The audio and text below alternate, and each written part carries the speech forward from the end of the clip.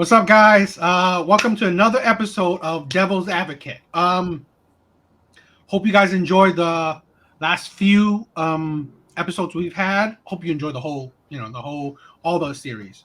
Um, I just want to say that the channel is growing, and I'm seeing the love and appreciation, and I just want to say thank you, like from the bottom of my heart.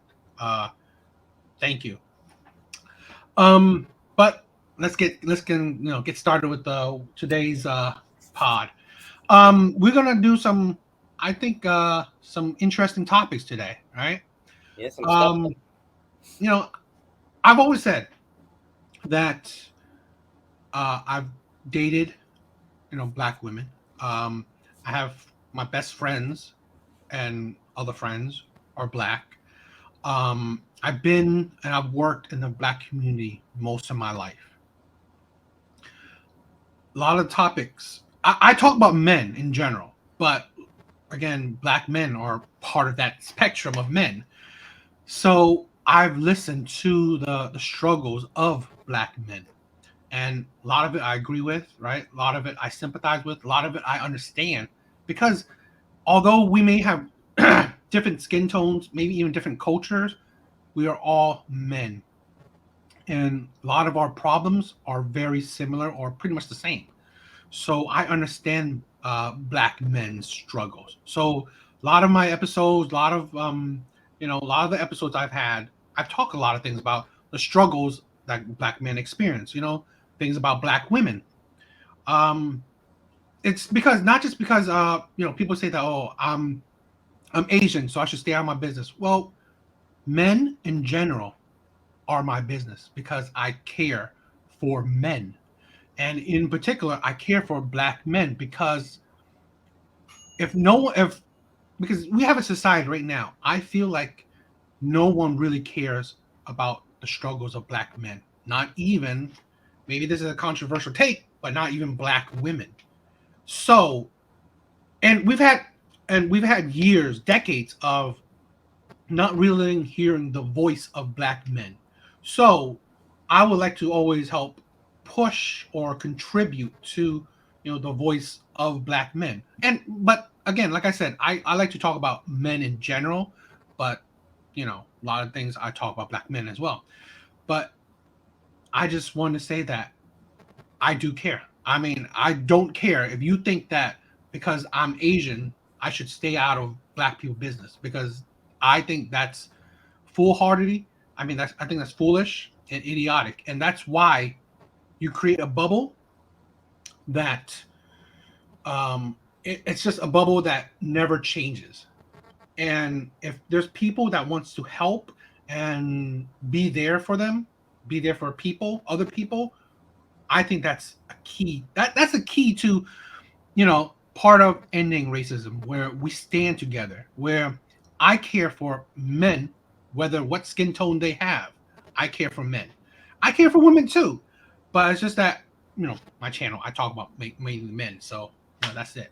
But I think that's what we're going to talk about a lot today, and just the issues uh, about black men and the black community, which I've talked about in plenty of other episodes, which I hope you guys checked out. Um, so the first thing we'll talk about is the new update of Jonathan Majors. Now I'm gonna let my boy here. Let's get a little bit of a your take of a recap of the things that's been happening with him, his Um, story.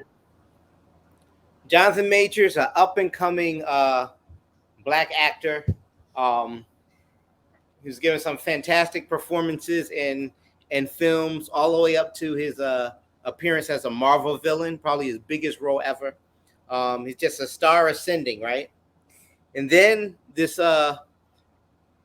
hear that he was arrested and allegedly assaulted a woman, his girlfriend, um, a white woman, by the way.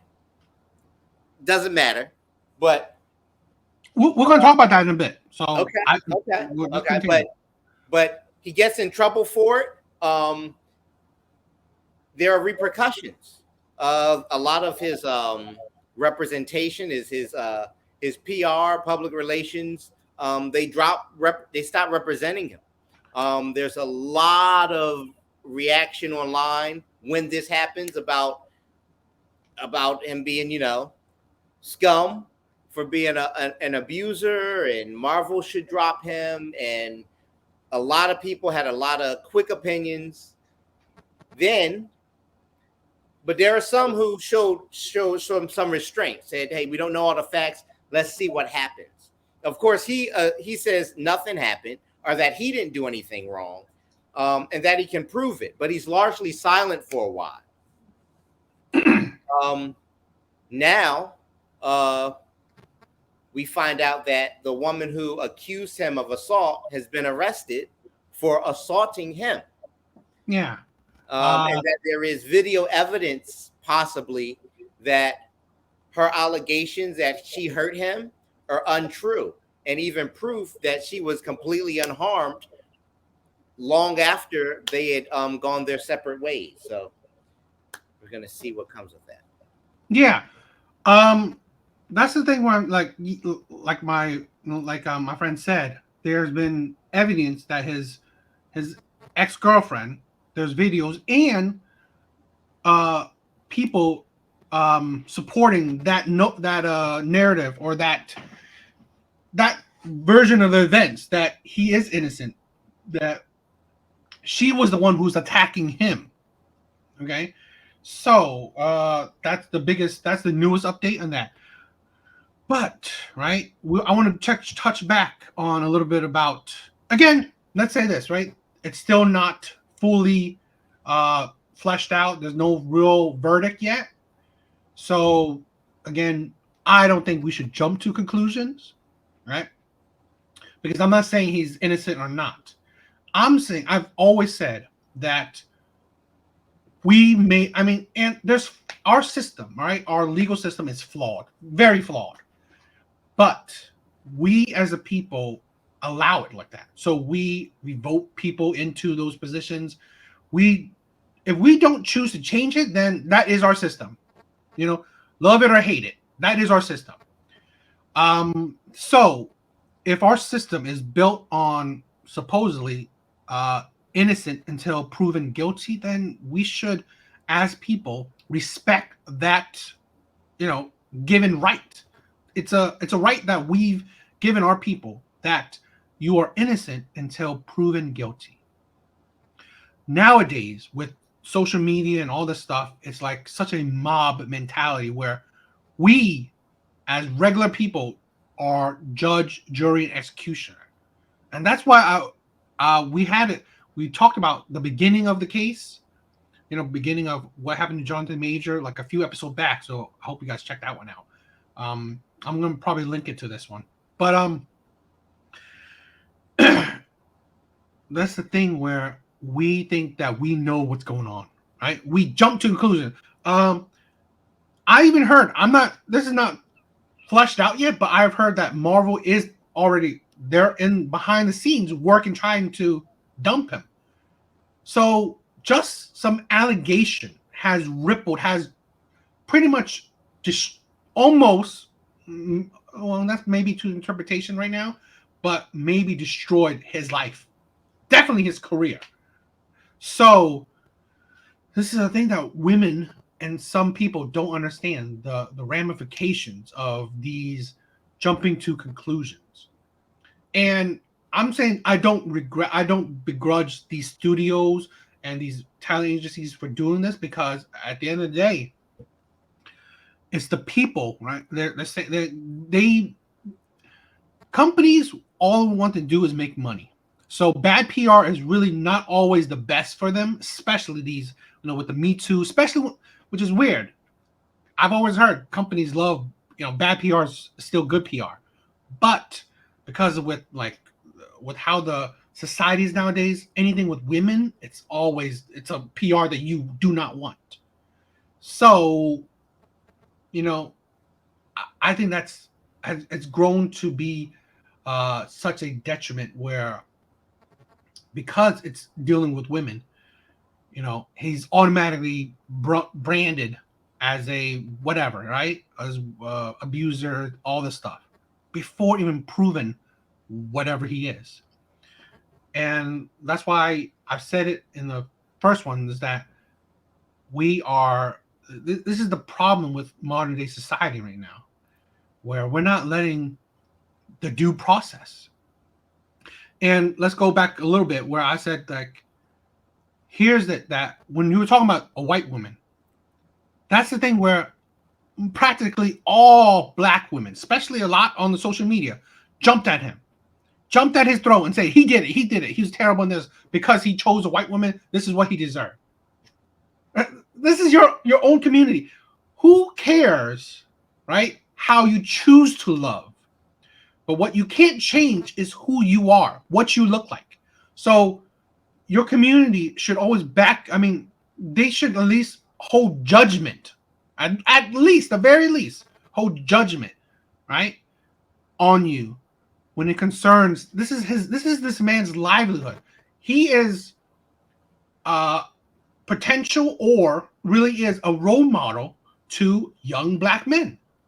And he could have been a role model because it's like we complain about diversity and representation in social media and in entertainment, and yet what's the one of the groups that were at his heels to bring him down?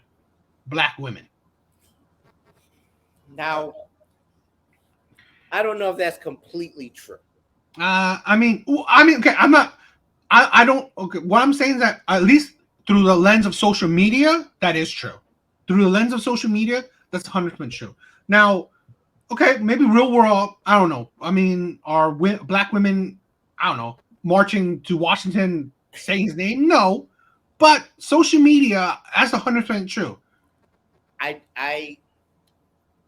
I'm close with a number of number of black women who had the same sort of response I did. There's more to the story. We still don't know what happened.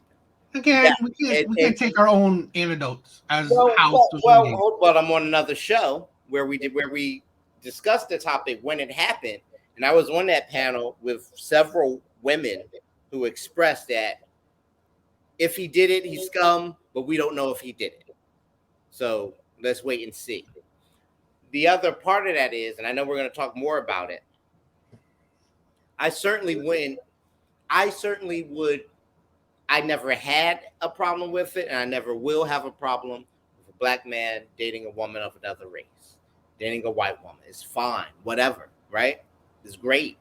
You love who you love. There are plenty of black men who are popular or famous who I follow who are dating or married to white women. Donald Glover is one of my favorite creatives of all time. He's incredible. His wife is a white woman. It really doesn't change how I feel about him at all. But there is a long history of white women being the detriment to black men, to like lethal to black men, to the point where, and we joke about this, but to an extent it's true. You know how annoying it is to see someone cross the street when you're walking down the street. It happens to black men all the time. Well, that's how black men feel about white women now. I see white women walking towards me, I'm crossing the street because I don't want any problems. All right.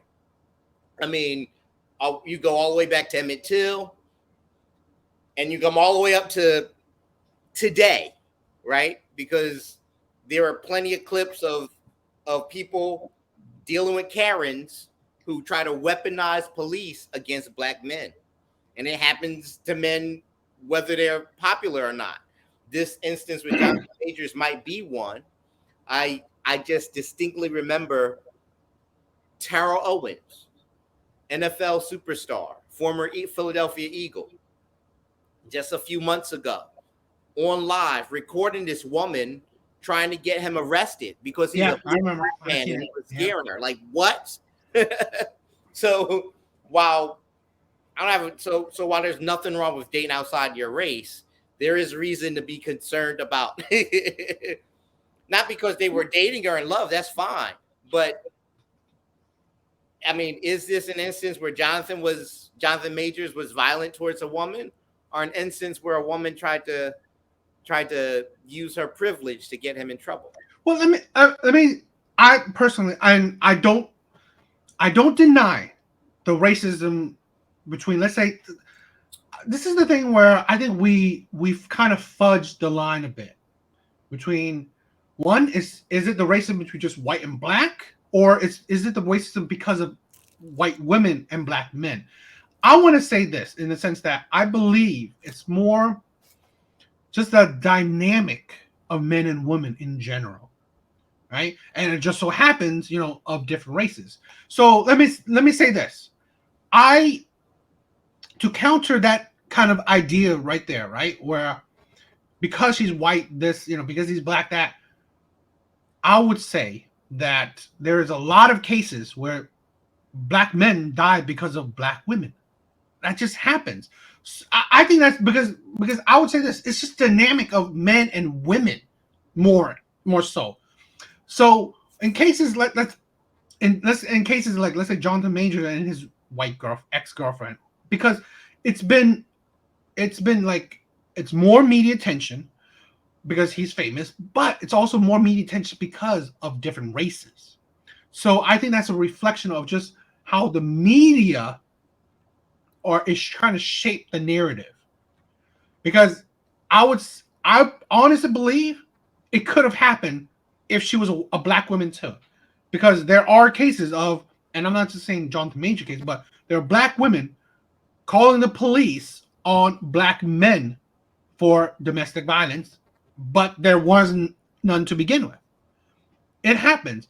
But again, we got to think about, this is the lens through social media. So yes, through social media, race will be, emphasized, but I personally see this, it's more about the men and women dynamic. Because we've heard it, let's say the Johnny Depp case, well, that was a woman, pretty much taking a man's, his taking him, down the, falsely accusing him of all this stuff and try and tarnish his reputation. Mm-hmm. But it's like, she was toxic herself. And I think that's not necessarily about, the skin dynamic. It's more about the relationship between men and women. And that's why I think that, but that's the thing with, let's say, how I see it with black, I'm not saying all women, but I'm saying, let's say, black online social media women, right? That's what I'm more keen about. Of course, there are, and I've talked to people on live too that they're not like that. But at the end of the day, I always think that the anonymity of online brings out the toxicity of people. Yeah. So, you could be more toxic online because you don't care what people think and stuff. You might hold a bit back in person or live because of, there's a little bit of a side eye or whatever in person. So I think that is something that we, I always take into account too, because you know what? I think it's a lot of black women, but they don't say it live. But anyway, it's just that this is why I'm going back to, is that how I wanted to stand with, and I wanted to stand with Jonathan Majors, because no one, especially within his community, was actually behind him like that. Well, I'm not saying no one, but at least a good deal on social media wasn't. They're already jumping to the gun of bringing, taking this man's name through the dirt. And that's the problem, right? That's the problem where it is. I always see that black women don't understand how you are hurting a man's life. Because here's a man, he's a successful black man, and we complain that there's very few of them. We complain about this, but yet you didn't even have, like, let's say this, why it should have been more logical that your own people would hold back unfounded judgment to let things actually settle and let things actually play out, then to judge the outcome. Because if you contribute to the downfall of a man of your similar, of your race, well then why even complain about the same people that was attacking him are the same people that's like, oh, why do you hate that Arrow's black, or why are you this, why that? Well then, okay, you're trying to take down another successful member of your race, but you want diversity and representation. Well, what is it, right? What? Why? That's the thing. It's just because I think that's the toxicity where it's a man, and I've made this controversial, but I see that black women are one of the more the dangerous, because it's like your family betraying you. So I think that's even more dangerous because they're not truly supporting black men.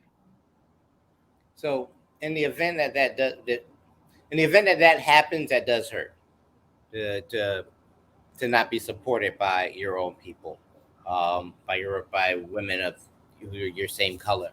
I'm telling you, I honestly didn't look. I honestly didn't pay a ton of attention to a lot of online discussion about it. I limited that to just like news for me. In my circle and the outer out to the outer edges of my circle, a lot of people I associate with were reasonable. Their reaction was, well, hey, look, innocent until proven guilty. We're very aware of the history that black men have with white women and white people in general. And I'll add this to the discussion. I'm not saying that it was all about racism, and there'll be more coming out about what happened. But reports are, when she made her report and police showed up, they automatically assumed Jonathan Majors was guilty because he was a black man.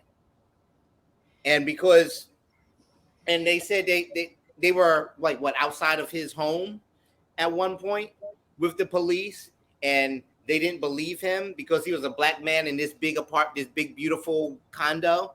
And they were like, well, he can't own this place. It must be hers. And he was in there at her invitation. He abused her.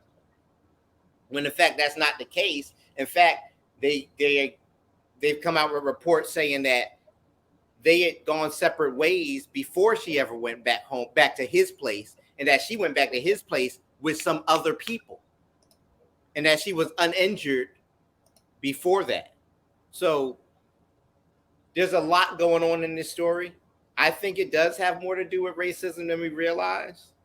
And while I hear you about not being supported online, that maybe there were a lot of black women who might have jumped to a conclusion, and that's sad. I don't think overall that was the case. I think that most people, and I think that most black women were willing to say, I'm gonna wait and see what happens. Now, I'm not going to deny if there's racism or not, because I don't know. I mean, it wouldn't be surprising to me, right? But I'll put a caveat that, one, in domestic disputes, men are always accused automatically. Men will always be assumed the perpetrator of domestic disputes. I've heard so many stories, so many cases where, the man called the police in because of a domestic violence, and still he's the one coming out with the handcuffs, because, well, police automatically, even in, let's say, a white to white thing, they will automatically assume the man is the one who's beating the wife. It's automatic. So that's a caveat that, could be on that case. But I wouldn't also, like I said, I wouldn't be surprised that there's a bit of racism, because, police are humans.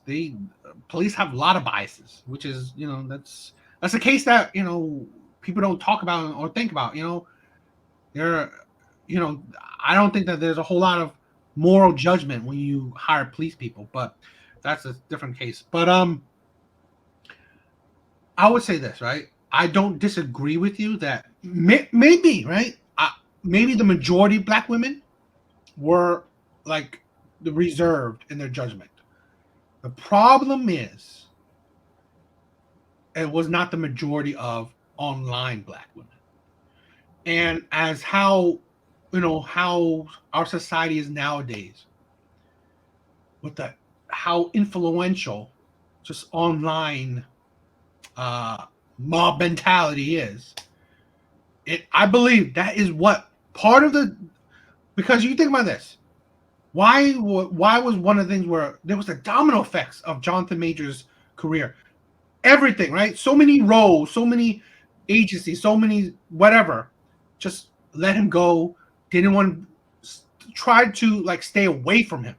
It's because of the fire that was online, the vitriol that was coming his way, the the pretty much said he was guilty and all these things. I mean, I could go through videos and show you, but I mean, I'm just saying that is the case. Okay. So at the end of the day, I would not I don't disagree with you that probably in real life, yeah, women are holding judgment back until the end, but that's the case where it does not help it because there are more women online that speaks differently, and that will trickle down to the studios, to all these things, and that is what has affected his career. So he didn't get the positivity of like at least women holding judgment on it. No, he got the negativity of women pretty much already judging him. So that's the thing where I feel like that's the pain part, where why I said in the beginning that people say that, okay, I'm not black, so I should stay out of my black people's business. But again, even black people weren't supporting this man. I support him in the sense that online, right, through all my things I've said, I said I'm holding judgment, right, of this man until it's finally judged, right? But I'm saying like we should not jump to conclusion and condemn someone when there's not a clear clear result. And that is I want to show my support to men. And the thing, you can always show your support to someone until they, what is it? Show something different. I mean, you don't have to be a cult follower of him. I'm not. I barely knew the man besides one, the Kane thing. So it's not like I love him, but it's more like I want to show support to a man that's struggling until I know that he is for certain, a bad man. That's the thing where when we jump to because why I say like he hasn't proven himself to be a bad man before this incident. So that's why I support him, because he was supposedly an upstanding man, and he seemed like a decent man. So that's why I would support him until proven otherwise. And for the record, this still isn't resolved. Yeah.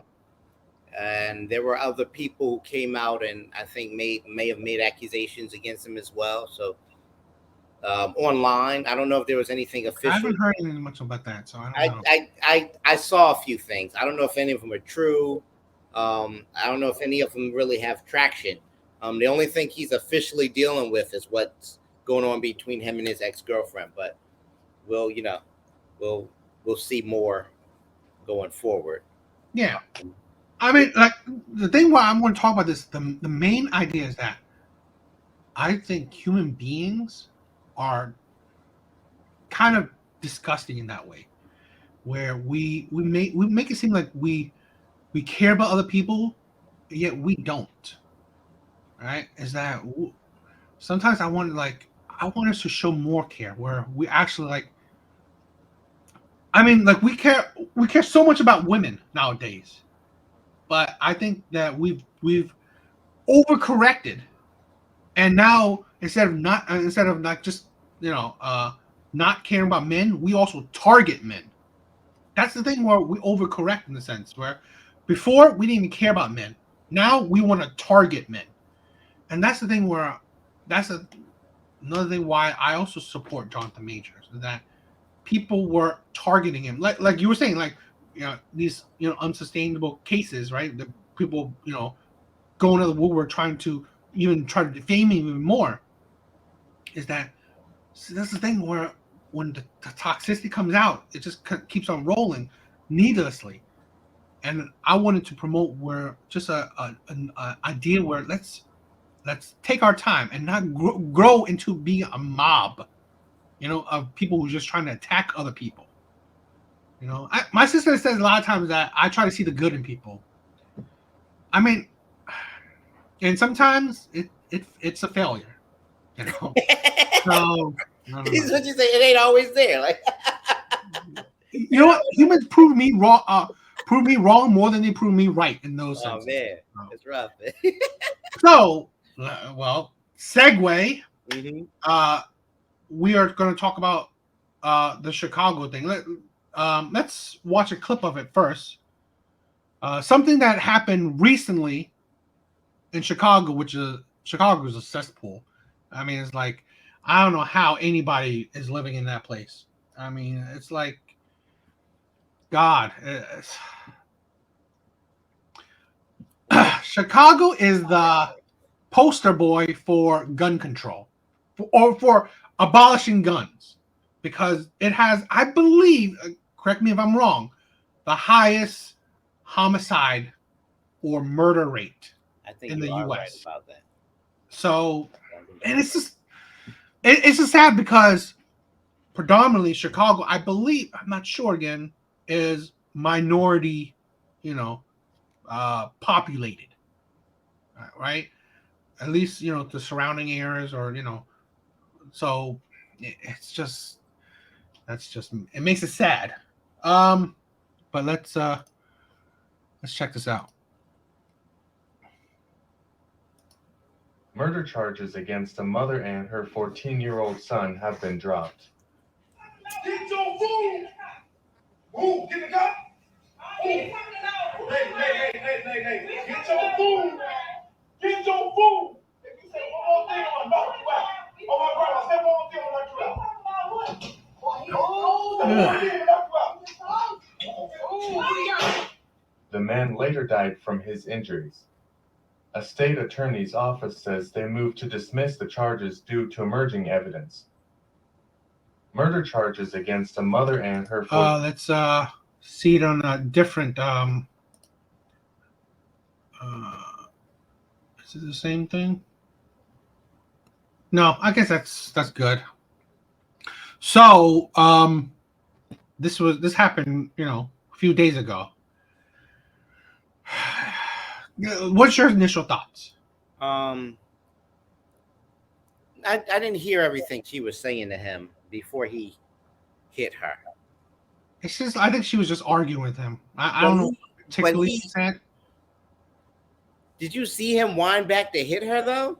Yeah, he was trying to knock her out.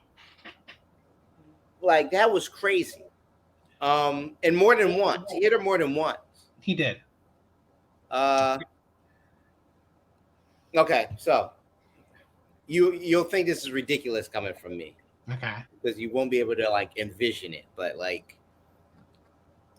here, this is why I wouldn't get into a bar fight. I don't know if you could ever see me get I only see you. But this boy is like such a I've never imagined this man involved in any kind of violence. I'm not violent. I'm not at all. No. But like you never know who you're fighting, and when you're in a fight, anything goes. You're not in a boxing ring where there are rules. I mean, how many times have we seen video of a guy get into a fight and he didn't know that the guy he's fighting is an MMA fighter, or a martial artist, or experienced boxer? You're playing with your life anyway. Now, then on top of that, I never hit a woman unless my life were on the line, right? Yeah, Like she's gonna kill me if I don't do something to defend myself. She was not gonna kill him. No, he wasn't in danger. No, He wasn't in any danger. He could have walked away.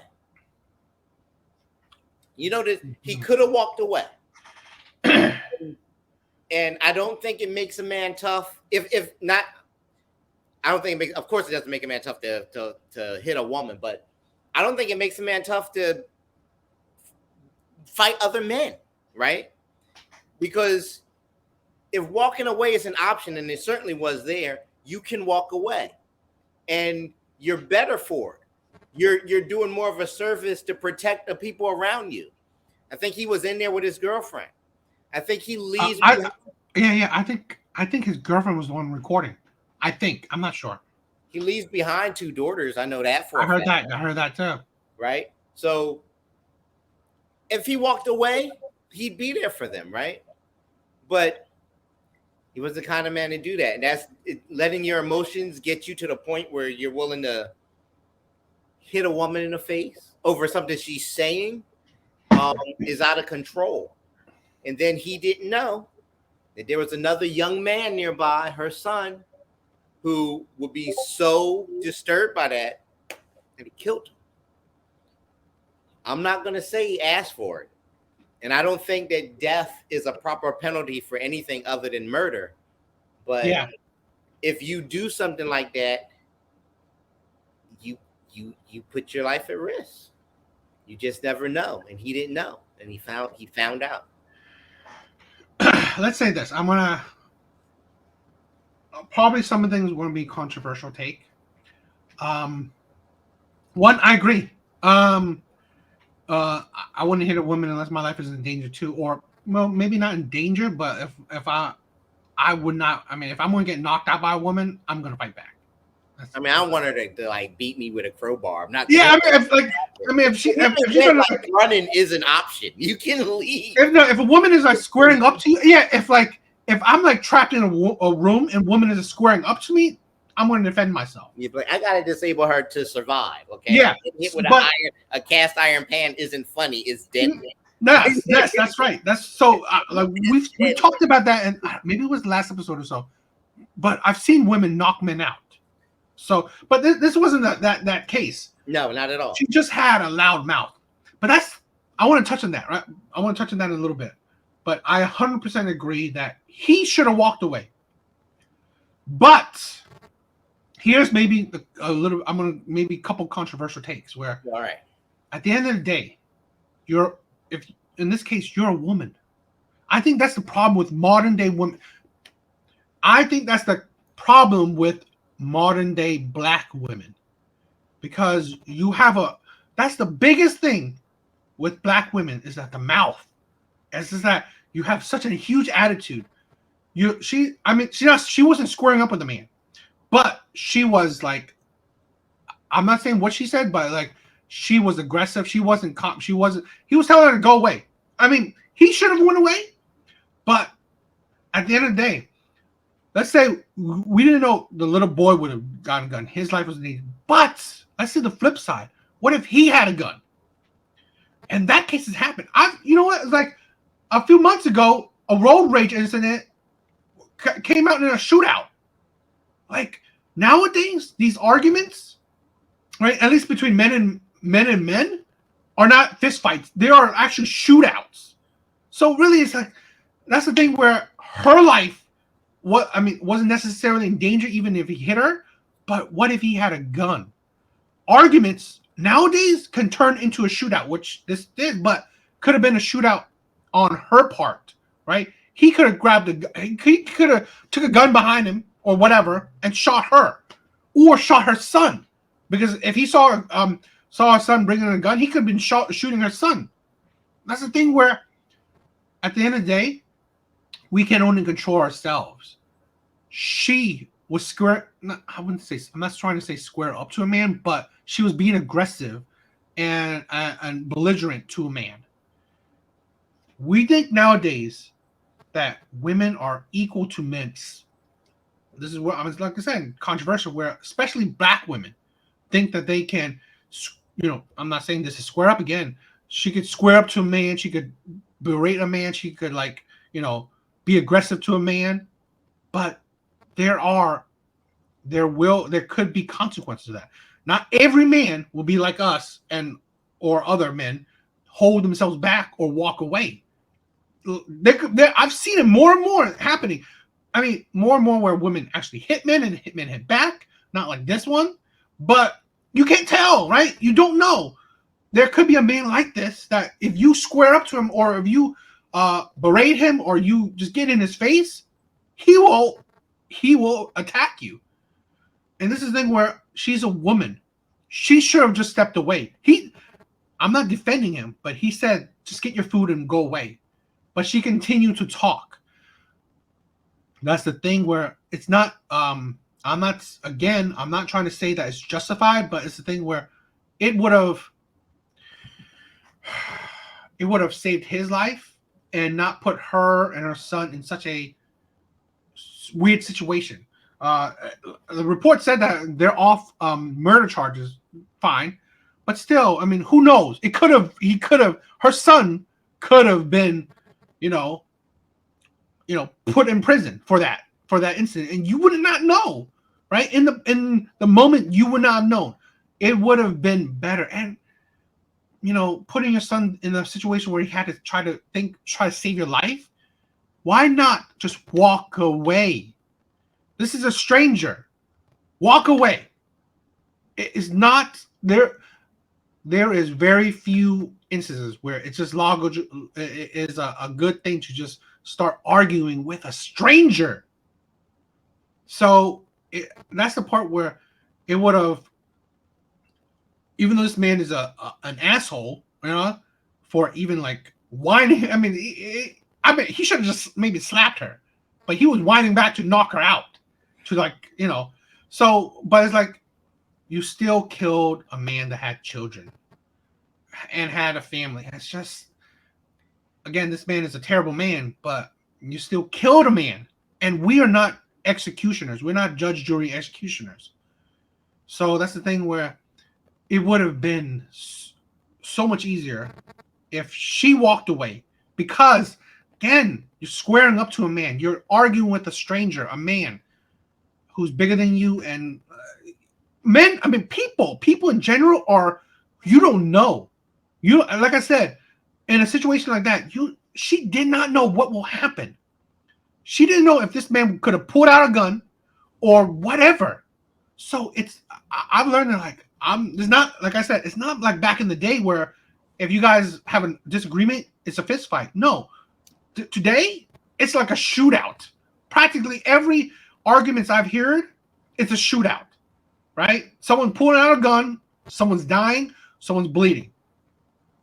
So that's the thing where I see where it's a detriment right here to like the black community or black women, where they're supposed so strong and independent that they could just argue with men, strangers, right? Strange men that they don't really know. They could argue with them and fight with them, and not in this case, but there are cases where women just square up to men and start fighting with them.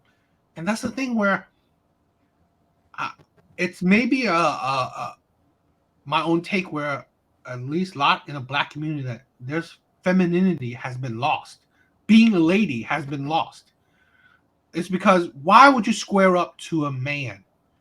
I mean, men in general are unhinged, right? Especially, that's why I said, right? Men, we talked about this before, where I said the thing where men being stoic is important, because when men are emotional, the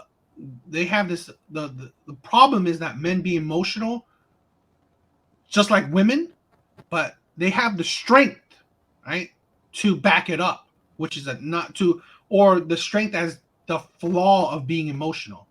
Because when you're emotional, that man was not thinking straight. He wasn't. He was blind with anger. And I understand that. I've been there. I mean, although I can control myself, but you're being emotional. She was obviously emotional, but she was a woman so she wouldn't like have the flex of testosterone and violence in her necessarily, but a man does. So it is not the most logical thing to just argue with strangers, especially in this day and age. Okay. So, Now you bring up something that might be worth talk. Well, I'll make 2 points. One, I worry about, or I worried about. It's a moot point now because he's gone. But yeah, like, how was he treating the other women in his life? probably terrible. I mean, Yeah. it's a reflection of him. But I mean, Yeah, and the other thing too, if maybe she should have walked away because she had her son there. So I agree with you. Both of them should have walked away.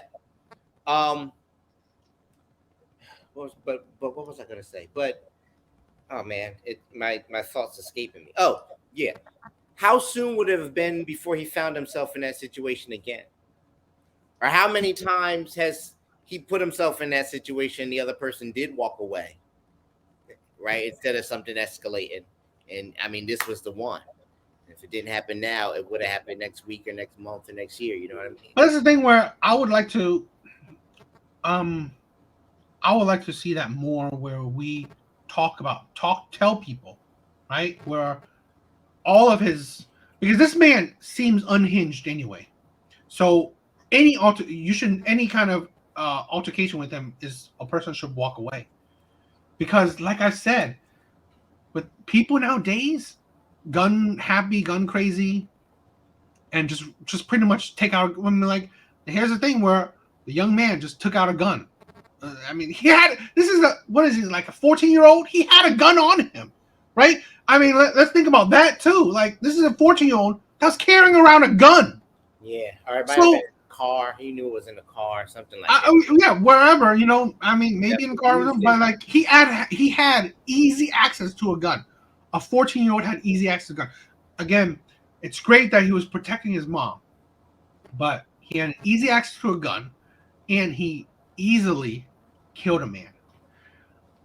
I personally, if I see someone attacking my mom, I would have attacked him physically, right? But would I take a gun and shoot him? That's a level that I don't know if I could cross, right? Because that's a level where you literally control someone's life or death kind of thing. So I don't know if mentally I could cross that, but we don't think this is a 14-year-old that has crossed that line where he actually killed somebody. I think that's psychologically can affect someone, right? Absolutely. So yeah, this is a little boy, 14 years. I think he was around 14, right? So he killed someone. That's, even though it's self-defense, but it's like, it's still, a psychological effect. I mean, like I said, we only get that. That's going to be another chunk of trauma in this boy's life, where if his mom was looking out for him, she would have stayed away from situations that can cause any kind of drama, any kind of conflict. Where I have my son here, I'm gonna grab my food, I'm gonna leave. Then I'm not gonna continue arguing with this man that I don't know. I'm assuming she doesn't know this man. So yeah, why argue with straight? This is the thing where, I mean, why? This is the thing where, like I said, right? It's this mentality of at least modern day black women. Why argue with men when you don't even know them? Because I've seen it, right? A lot of things when women say that men are so violent, men are criminals, men are this and that. Okay, stay away from men. Stay away. Because especially you don't know what the next man you interact with will be. And this is why some men say that you shouldn't go out to this, you shouldn't do that. You think men are controlling. No, men understand men. This is maybe a little bit of tangent, but it's a kind of an example where a lot of women say that men are controlling, men are this and that. When, let's say, a man says, don't go out to the club. If you have a boyfriend, your boyfriend says, don't go out to the club. Why? Because we understand men. Clubs, men can be violent, you can get drugged, things can happen to you because of situations where men can be terrible. So we know men know that. So we try to help and mitigate risk, not put women into certain situations. So let's say in this current story, if I was hypothetically her husband, I would say I would take her and just walk away. Right? I would not keep my wife into this terrible situation dealing with this man. Fine, he's yelling at her, whatever. I don't care. I'll grab the food, I'll grab her, and we'll walk away. Because the thing where women, I've seen it before, right? Where women kind of don't understand that they are endangering men because of their antic, where they think that they have this I don't know, shield of invulnerability because they're women. Men wouldn't hit a woman, supposedly, right? A lot of women, they push that button, right? They think they're women, so they have some kind of power. Like, I'm not gonna be scared of you. You're not gonna do nothing to me. A lot of women do that, right? They think that they have some kind of invulnerability power just because they're women and because of society thinks you should treat women with, I don't know, delicate hands. So they have this I don't know, support what is in this complex where they're better than, excuse me, they're better than you, and that can lead to situations. So let's say, you know, I've seen situations where a woman, you know, go out with her boyfriend, a man bumped her or something, she gets belligerent at that man, and you know, get up in his face and you know, try to start something. So now her boyfriend got to step in, and her boyfriend either gets beaten up or killed, right? Because you're trying to save your woman. Would have been more logical is that you try to stay away from risk, from dangerous situations. Is that, let's say, like in this situation, just walk away because you don't know what will happen. Well, again, we're in agreement. Walking away was the best option for both of them. Yeah. It was definitely the better option for that man. Yes. But yeah, it was. But I wish both of them had, and this wouldn't even be a story. Yes. Now there's one other thing that maybe we could talk more about in the future. But you did mention like women or black women having like an attitude problem and that causing a lot of problems and maybe causing this problem or having a lot to do with it escalating. And again, because I'm playing devil's advocate, right? I gotta argue the opposite. Okay. Because I don't know that standing up for yourself. Not that I agree she should have walked away.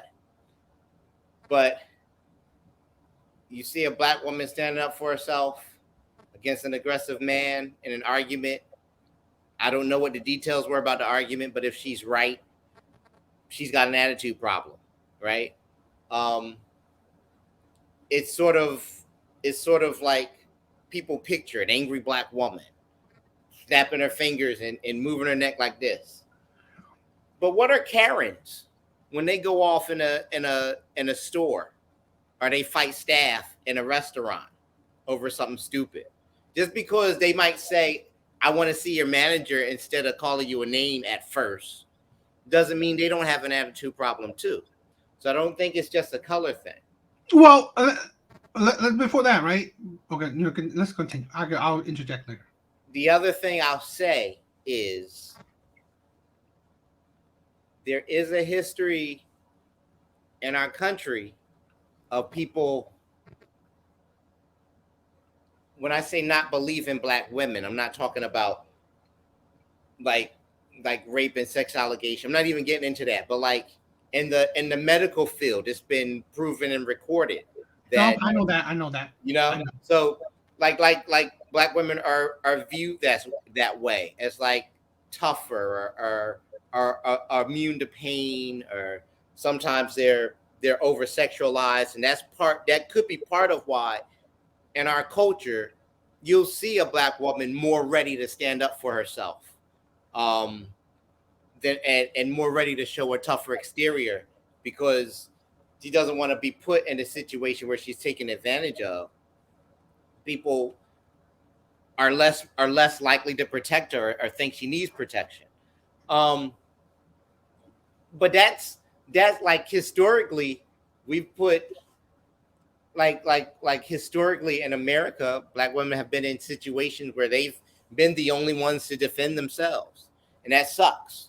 But I think that adds to kind of a culture of maybe black women having a tougher exterior, and so our country and system creates this problem, and then they point at that problem and they say, "Well, look at all these manly black women." You know what I mean?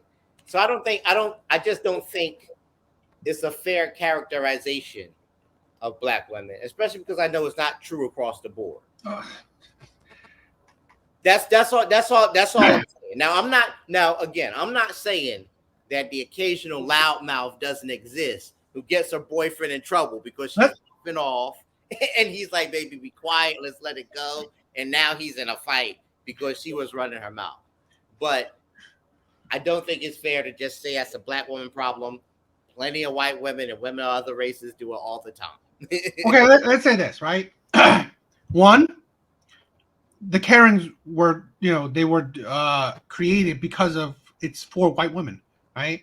But I think it's a different kind of attitude, right? It's not necessarily it's thinking you're superior. It's like Karens. I would think that it's a superiority thing, right? Thinking I'm better than you. Have like an invincibility, right? A little bit, right? It is a little bit of invincibility, but it's like I kind of see it more like a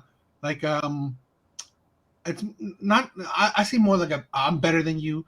I'm like, oh, you work for me. It's like kind of shit like where let's put it where like the rich to the poor thing, right? Where I'm stuck up. I'm better than you. You look. I'm looking down on you. That's the thing. I'm looking down on you. That's why I think it's a little bit of that. And again, I'm not saying that other women in general have attitudes, but that's the thing where let's say this. That's the part where the Karen punk. But why I distinguish with like let's say black women is that you're right. The medical thing, I understand. It's more about how medical professionals always assumed black women are just different than other women. They assume that, and they misdiagnose black women because of shit like that. And I think that's disgusting, and that's terrible. Now, here's the flip side and thing that stereotypes are usually and most of the time terrible. And like you said, society, history, they've created these stereotypes, these narratives. The problem is when you let me say this, right? My own example. I hate this. You know how many I'm Asian. So one of the things with stereotypes, Asian people, right? They always say that, they always use the the Chinese words, like ching chong, like all that crap, right? I hate that shit.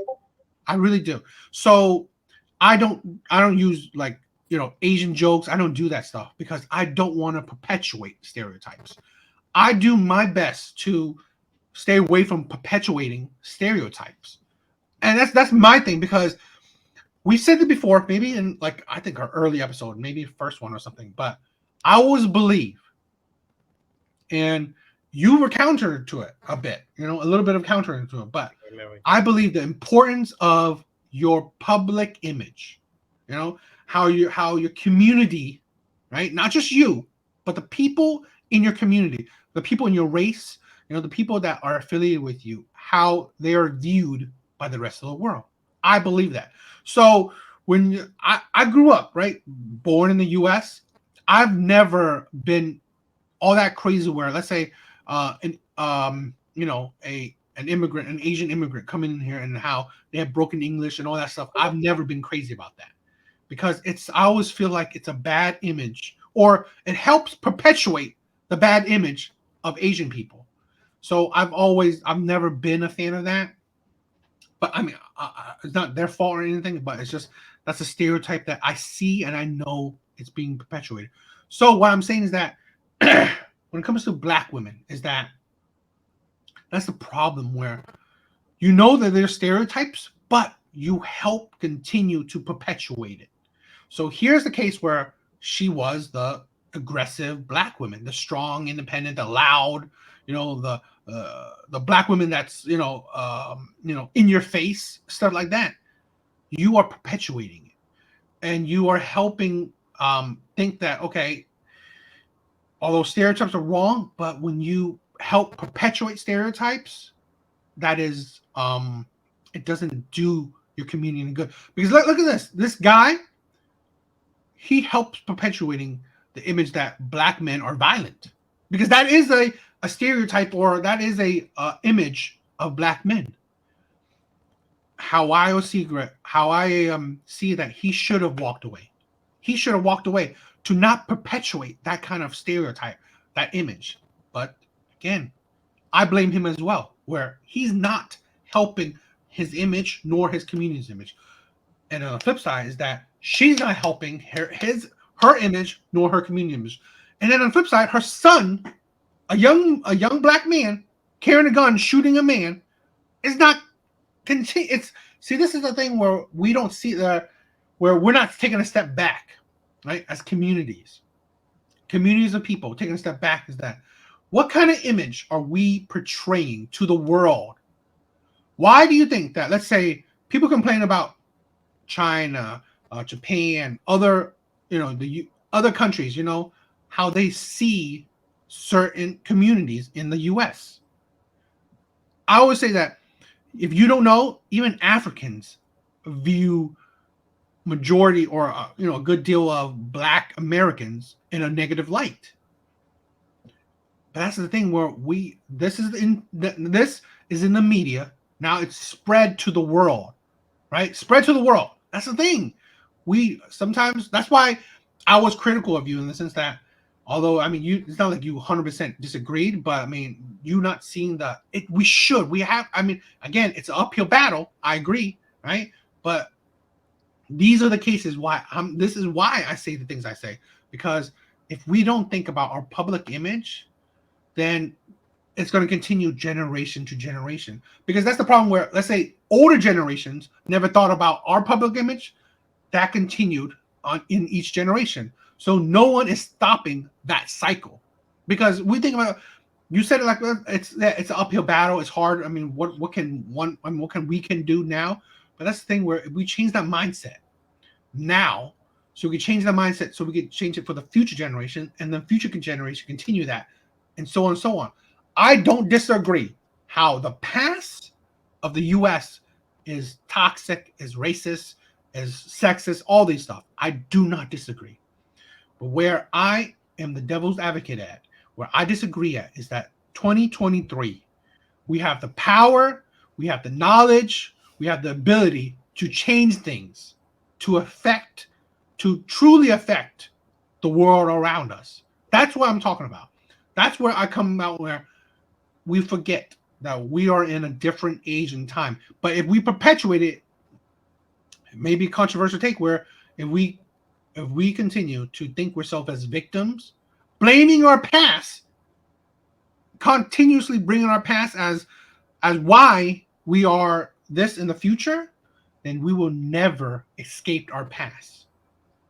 I'm not saying the past doesn't matter. It matters. It matters in the sense that we can learn from it.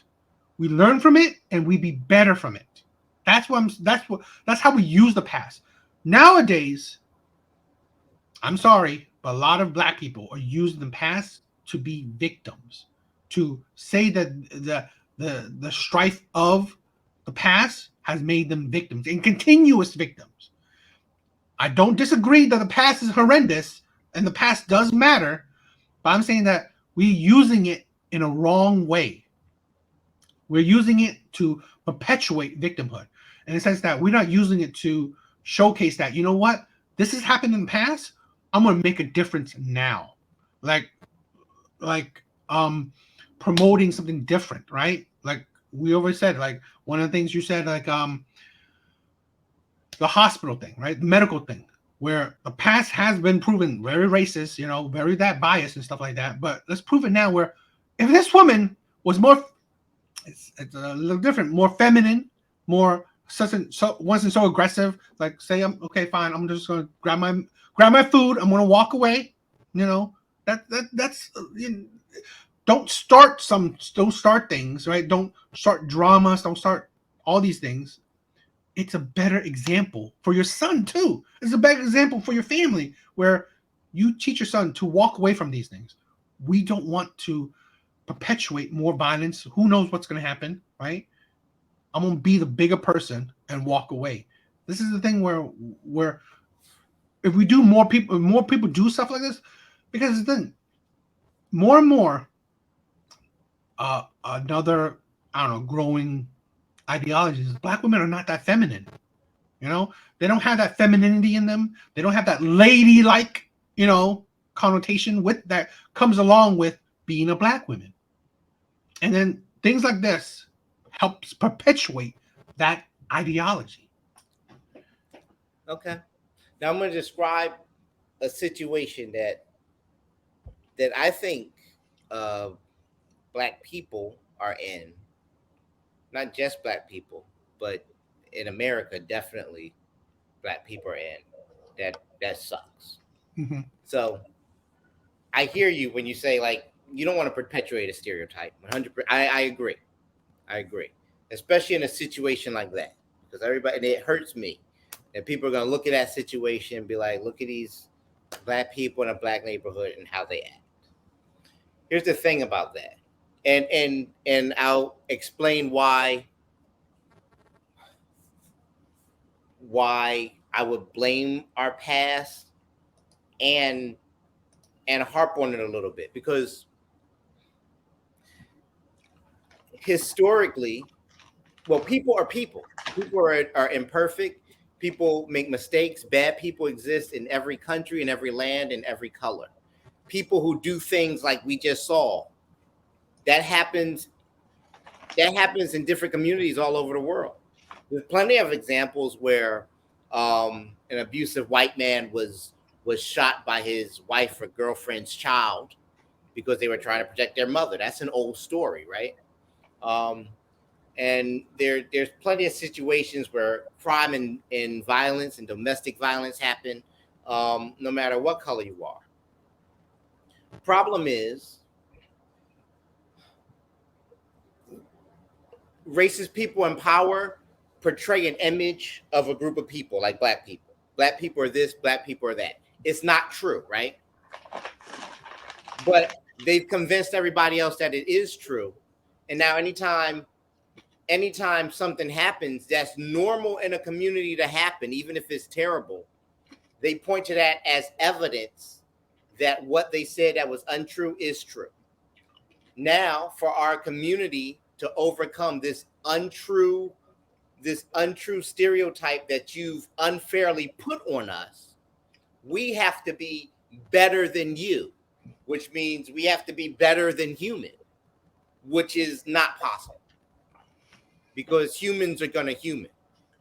As good as I can be, and as much as I can encourage others to be good people, somebody bad is going to do something messed up, and it's going to reflect on all of us, because people who created this stereotype are going to use it as an example to say, look how bad y'all are, when everybody's like that, right?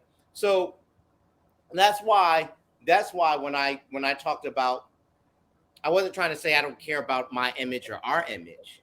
There's only so much any of us can do.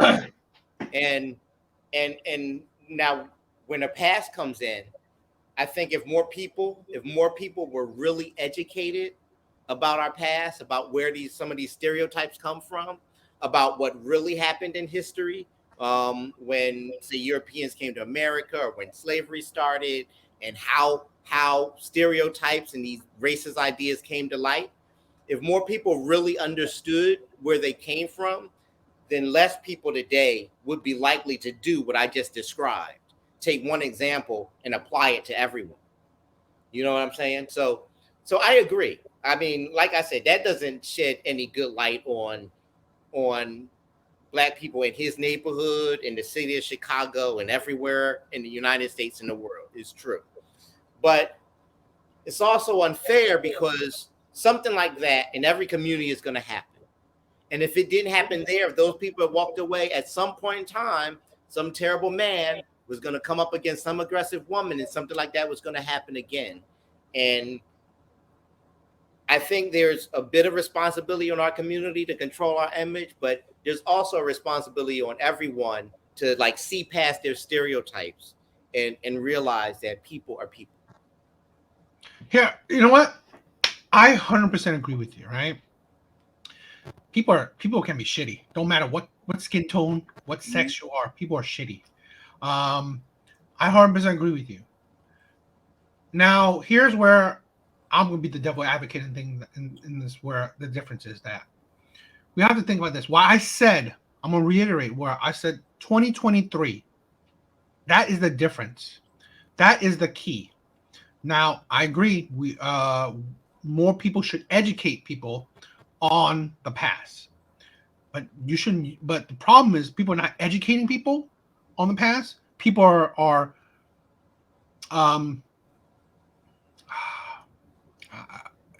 they are just using the past as victimhood of their shortcomings in that sense. But that's the thing where, let's say this. I'm saying more. Why I say 2023 is the difference is that, look at us. An Asian guy, a black guy. On social media, we have about 239 followers, right? Dozens of views, right? Hundreds of views. This is what I'm saying. The power is different. Let's go back into the beginning with the Jonathan Majors thing. Mm-hmm. What did I say about black women, especially on social media? And not just even black women. Let's not even just black women. There were black men that were putting Jonathan Majors down, winning full force, saying that he's terrible, he's this and that, before the results, before any verdict was put out. That's what I'm talking about. Why the difference from the past to now is that regular people, have the power to change narratives. Now, it is impossible to completely change anything. You're right. There will always be the bad apple wherever you go. There's always be the mugshot of a criminal that's posted on the news and all that shit. 100% agree, right? There will always be someone that will perpetuate stereotypes. The problem is we have more power more than ever, but yet we're using it unwisely. Where I see that you are a little bit faulty or false in that you say being better. I think black people can be better, right? Be better in the sense that, fine, the news, the corporate, maybe white controlled news, okay, they're going to portray whatever they want. Let's say, example, they portray Jonathan Major as he's guilty or this and that. But the difference is social media, where more people are using TikTok, watching TikToks, than they're watching the nightly news. So it would have been better of, let's say, the black community, where solidarity, right? Solidarity. That's the problem. That's the thing where I believe us as a community, whatever communities, right, don't have enough solidarity. Where, let's say, be better, where most, again, there's no such thing. There's very few things that's all, because there's always going to be bad apples, right? People who think different. But if most people, let's say in the black community, had like, I will support this man until there's a true verdict that he was opposite. More people are saying like, this is not good enough proof to say that he was an abuser. I support this man because he's at least proven in his past that he's not anything bad yet. So more black people, more black women, more black men say, I support this man. I'm better. I'm not going to fall for this narrative, right? And continue to spread, because you got to think, every one of these, influencers, they had followers. So each follower, right, spread that message. That's the thing where I'm talking about, where on the flip side, let's say this, like, more black women showing femininity online, right? Being more ladylike, not aggressive, not combative, not all these things, right? Showing, that's the thing why I say 2023 is different than all the years in the past. because now we have so much more clout, more influence on regular people, on people like in our surroundings, people in our circles, people even over the world, right? Because TikTok reaches other world places. So this is where I'm saying where that is what I mean, where this is the power. We have the power, BET, black owned, but they were ratchet in their last, they were pretty ratchet in their last award show. I heard. I mean, I didn't watch it, but I heard. I didn't watch it like that because I'm like, well, do I look like I would watch BET? No, but I'm saying like a lot of times I've heard that, right? But that's what I'm saying, where it is a black owned net. Well, what I mean is now, or at least it's like black managed network. This is what I'm saying, where you cannot control everyone, but why not try to control your public image when you own how to control it? One of the things where you may have some disagreement with Kevin Samuel, but why I love him is because one of the things he said, as a black man, I'm going to always come on live, come on social media wearing a suit, looking the best I can look. I'm not going to have, jeans to my, my ass, to my knees. I'm not going to white tee, like looking like your typical, stereotypical black man. He said, you must represent a better image of your community. He always pushed black men to wear suits when you are outside, when you are on social media, like to look the best you can. And women, black women, were calling him gay. Why? Because like he cared about looking good. He cared about cologne, scents, candles, like scented candles, things like that, where he's breaking the stereotypes of black men. He liked scented candles. He had a collection of expensive colognes and shit like that. That's not a stereotype of black men. But that's what I'm saying. One of the things why I like this man is because he, as having social media power, the influence, right? The influencer power. He wanted to be a better representation of black men. And he lived by that, by promoting. He's the things he say, he promotes it and he lives it, right? He tells black men to upgrade themselves, to be better, to look better. He did it himself. So that's why I really 100% stand behind this man, because he knew the influence he had and he used it in a right way. Show men, black men, be different. Wear a suit, because is a suit synonymous with black men? Not really. They're more maybe synonymous with businessmen or white men, but he wanted to break that stereotype. He wanted to break that image where what kind of image is synonymous with black men? Well, white tees and, pants, going down to your knees, right? But that's the thing where here's a man that had, and that's why I said, we are so free with social media. We have so much power because of social media. And this is why I'm focused on this content, right? Focusing on this channel, because I'm hoping that me and you will be more, and we keep each other in check, because I want you to keep me in check, where we will be better representations and we will hold ourselves to our words and, be, give sound advice or sound thoughts or sound ideas, or try to help push men better. Because remember, just recently I did that story in the beginning where I talked about I'm not using women for sex and stuff like that. I'm not going to be desperate and stuff like that. Well, please check that out. It's for but I want to promote what I think is a good ideology, what I think men should, feel or think, but I'm promoting it, but it's, again, we're all adults, so you do what you will, but I want to do my part. And if I say something, I'm going to live it, and I want to promote it to the best I can.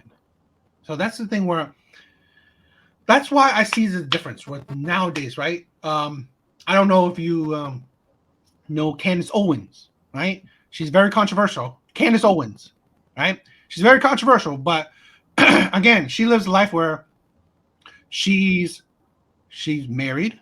She says she's submissive to her husband. You know, she cooks some food, all that stuff. But she's very outspoken. She lives a life what she believes in, which is fine. You know, whether you agree with her or not. But again, she's using her platform to educate people what she thinks. Right? She very promotes family. She promotes family. Right? All these things where I think it's not promoted enough. Where we have this is what I'm saying. We have the power thanks to social media, and that's why I said that's the difference between the past and now, where maybe in the future you will have maybe more influence than you would think you have. Right? The things you say, you know, will affect one man or affect many men, or maybe even affect a woman. Right? That's the thing. We don't understand that we're actually having the power. I have so many comments, right, saying that they love my content, they listen to it, they subscribe, that they support me and stuff like that, and it touches my heart immensely because I never think that anyone would care to listen to me. But that's the amazingness of social media. So that's why I'm saying that's the key. That's the key to what I said is the difference between, you know, the past and now. Okay. Yeah. Yeah. So I mean, we'll definitely dive in deeper enough. But I think because you gave me a good idea. Like, I think a good episode is talking about the attitude of Black women. I think that would be a good episode. But that will Okay, probably I'm with it because I want to, and I have some thoughts. I want to save them for later too. Okay. About culture. Okay. And maybe like how much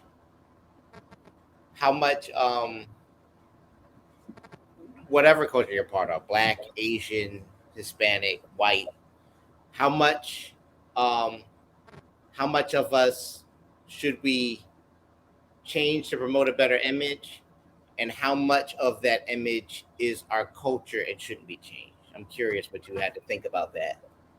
But I think it's worth like a long discussion. That is an interesting idea. Definitely.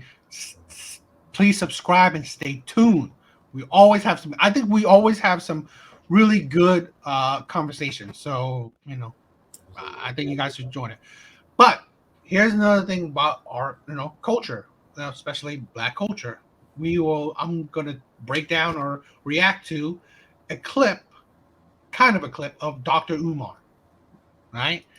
Very controversial Oh boy. Black advocate. So let's take it. And from Pink Book Lessons, I love this creator. You know, she's an amazing person.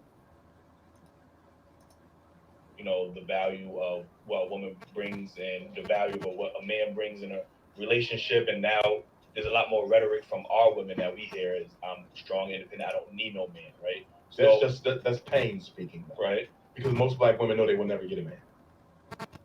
A Black woman can have sex whenever she wants, Right. because she's beautiful. She can have a bed mate, but to have a soul mate, she may never get. I have two daughters, 11 and 20, right? My oldest would be 21 this week. Statistically, right? There's a strong chance my daughter could be one of those. I hope she's not. She could be one of those who never get a husband because only 1 out of 4 gets a husband. You see that? Dr. Umar, you are admitting that you know your daughter may not get a husband, but you're making it seem like the reason will be based on stats. The reason will be based on her. It's inward, not outward. And when it comes to Black females, Dr. Umar believes that every problem and the reason for every issue is outward. It's like to him, there's no such thing as consequences. And whatever failed results they get, it has nothing to do with their personal choice. This is why I love this woman. This woman is amazing. Logical, hold people accountable. She's amazing. No personal accountability. Listen, I support Dr. Umar and his mission to build a school for Black boys and Black girls, but I don't agree with his message here. It's Dr. Umar Johnson speaking to the brothers of the Daily Wrap Up crew. Take a second to make sure that you're subscribed to the channel. Click that notification bell for all updates. Won't waste any time. Let's go ahead and jump into it. So when a Black woman says, I don't need a man, that is a reaction to the reality that I may not get a man. So why not preach? Because I understood, you're obviously against interracial relations when it comes to black men with black women. With white women. With all women, you should only be with the black woman. And you will say, well, if you can't find a good woman in America, there's somewhere else. In Africa. Absolutely. So why not teach that same rhetoric to our women? Like, I do. If you feel I tell sisters all the time go to Africa. So I know sisters who marry. I just spoke with her sister. She invited me to the wedding. She just married a brother from the continent. But instead of saying they will never get married, I'll take sisters to Africa who married brothers they met in Africa. Right. So yeah, I think there's obviously plenty of black men and black women. So and what I also tell black women, if you're going to go get you an African man from the continent, you're going to have to understand that the way in which you talk to black men in America will not be tolerated over there. Why the fuck is it tolerated? It's not tolerated here. That's what we're trying to tell them. Exactly. Shout out to the Daily Wrap-Up crew, on point for sure. Once again, Dr. Umar is acknowledging that black women have an attitude problem, specifically with their mouths. He's saying he told... We're going to touch this. Here's like a couple of black people talking about attitude of black women. Mm-hmm. So it's not because I'm Asian that I'm saying this, right? I hear black people talk about this, right? So I'm really just reiterating what many black men and some black women say. Told them they can't talk to men in Africa the way they talk crazy to men in America.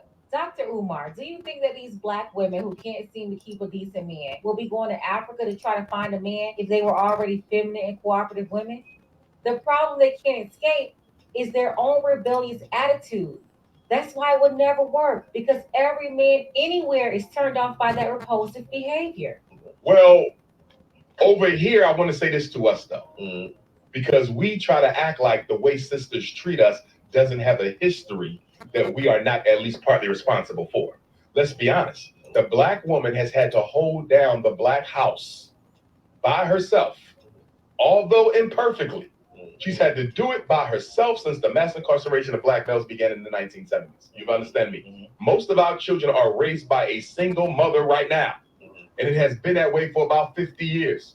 So when a sister says, I don't need a man, because she couldn't find one strong enough to hold her down. Or when you meet a woman and you say, sister, I'm strong enough to be a man. You ain't got to work or you ain't got to pay the bills or whatever. Pull back. I got you. And she can't do it because all the other men before you who disappointed her. So what I'm saying is, black men, we got to be patient with our women because we created that personality. We created that. And then we want to act like we didn't play a role. We have to be held accountable for their poor selection. No, you have to be held accountable. No, you have to be held accountable because they have a poor selection. See, he knows that black women are ending up with failed results because of their poor choices. But Dr. Umar is saying because she's not good at making decisions, black men must be held accountable. He's saying that black women are leading these households alone, but as the leader of the household, she can take credit when things go well, but when there's failure within her system that she's running, it's not her fault as the leader of her household. And I'm so sick of these excuses of mass incarceration. These people will really make it seem like every black man went to prison. Right now, 2 out of 3 black kids are being raised by their mama for 2 reasons. Number 1, because their mama didn't choose the right father. You have a lot of women out here making babies with strangers, people they barely know, out of wedlock, and they are not vetting the men they give access to, and they don't care about red flags. Or 2, they are not qualified for marriage and long-term commitment. Again, it's personal choices that you have to be accountable for personally. See what you're saying. I love this woman. This woman is a fire. Let's get your initial thoughts, because this is what I was talking about, right?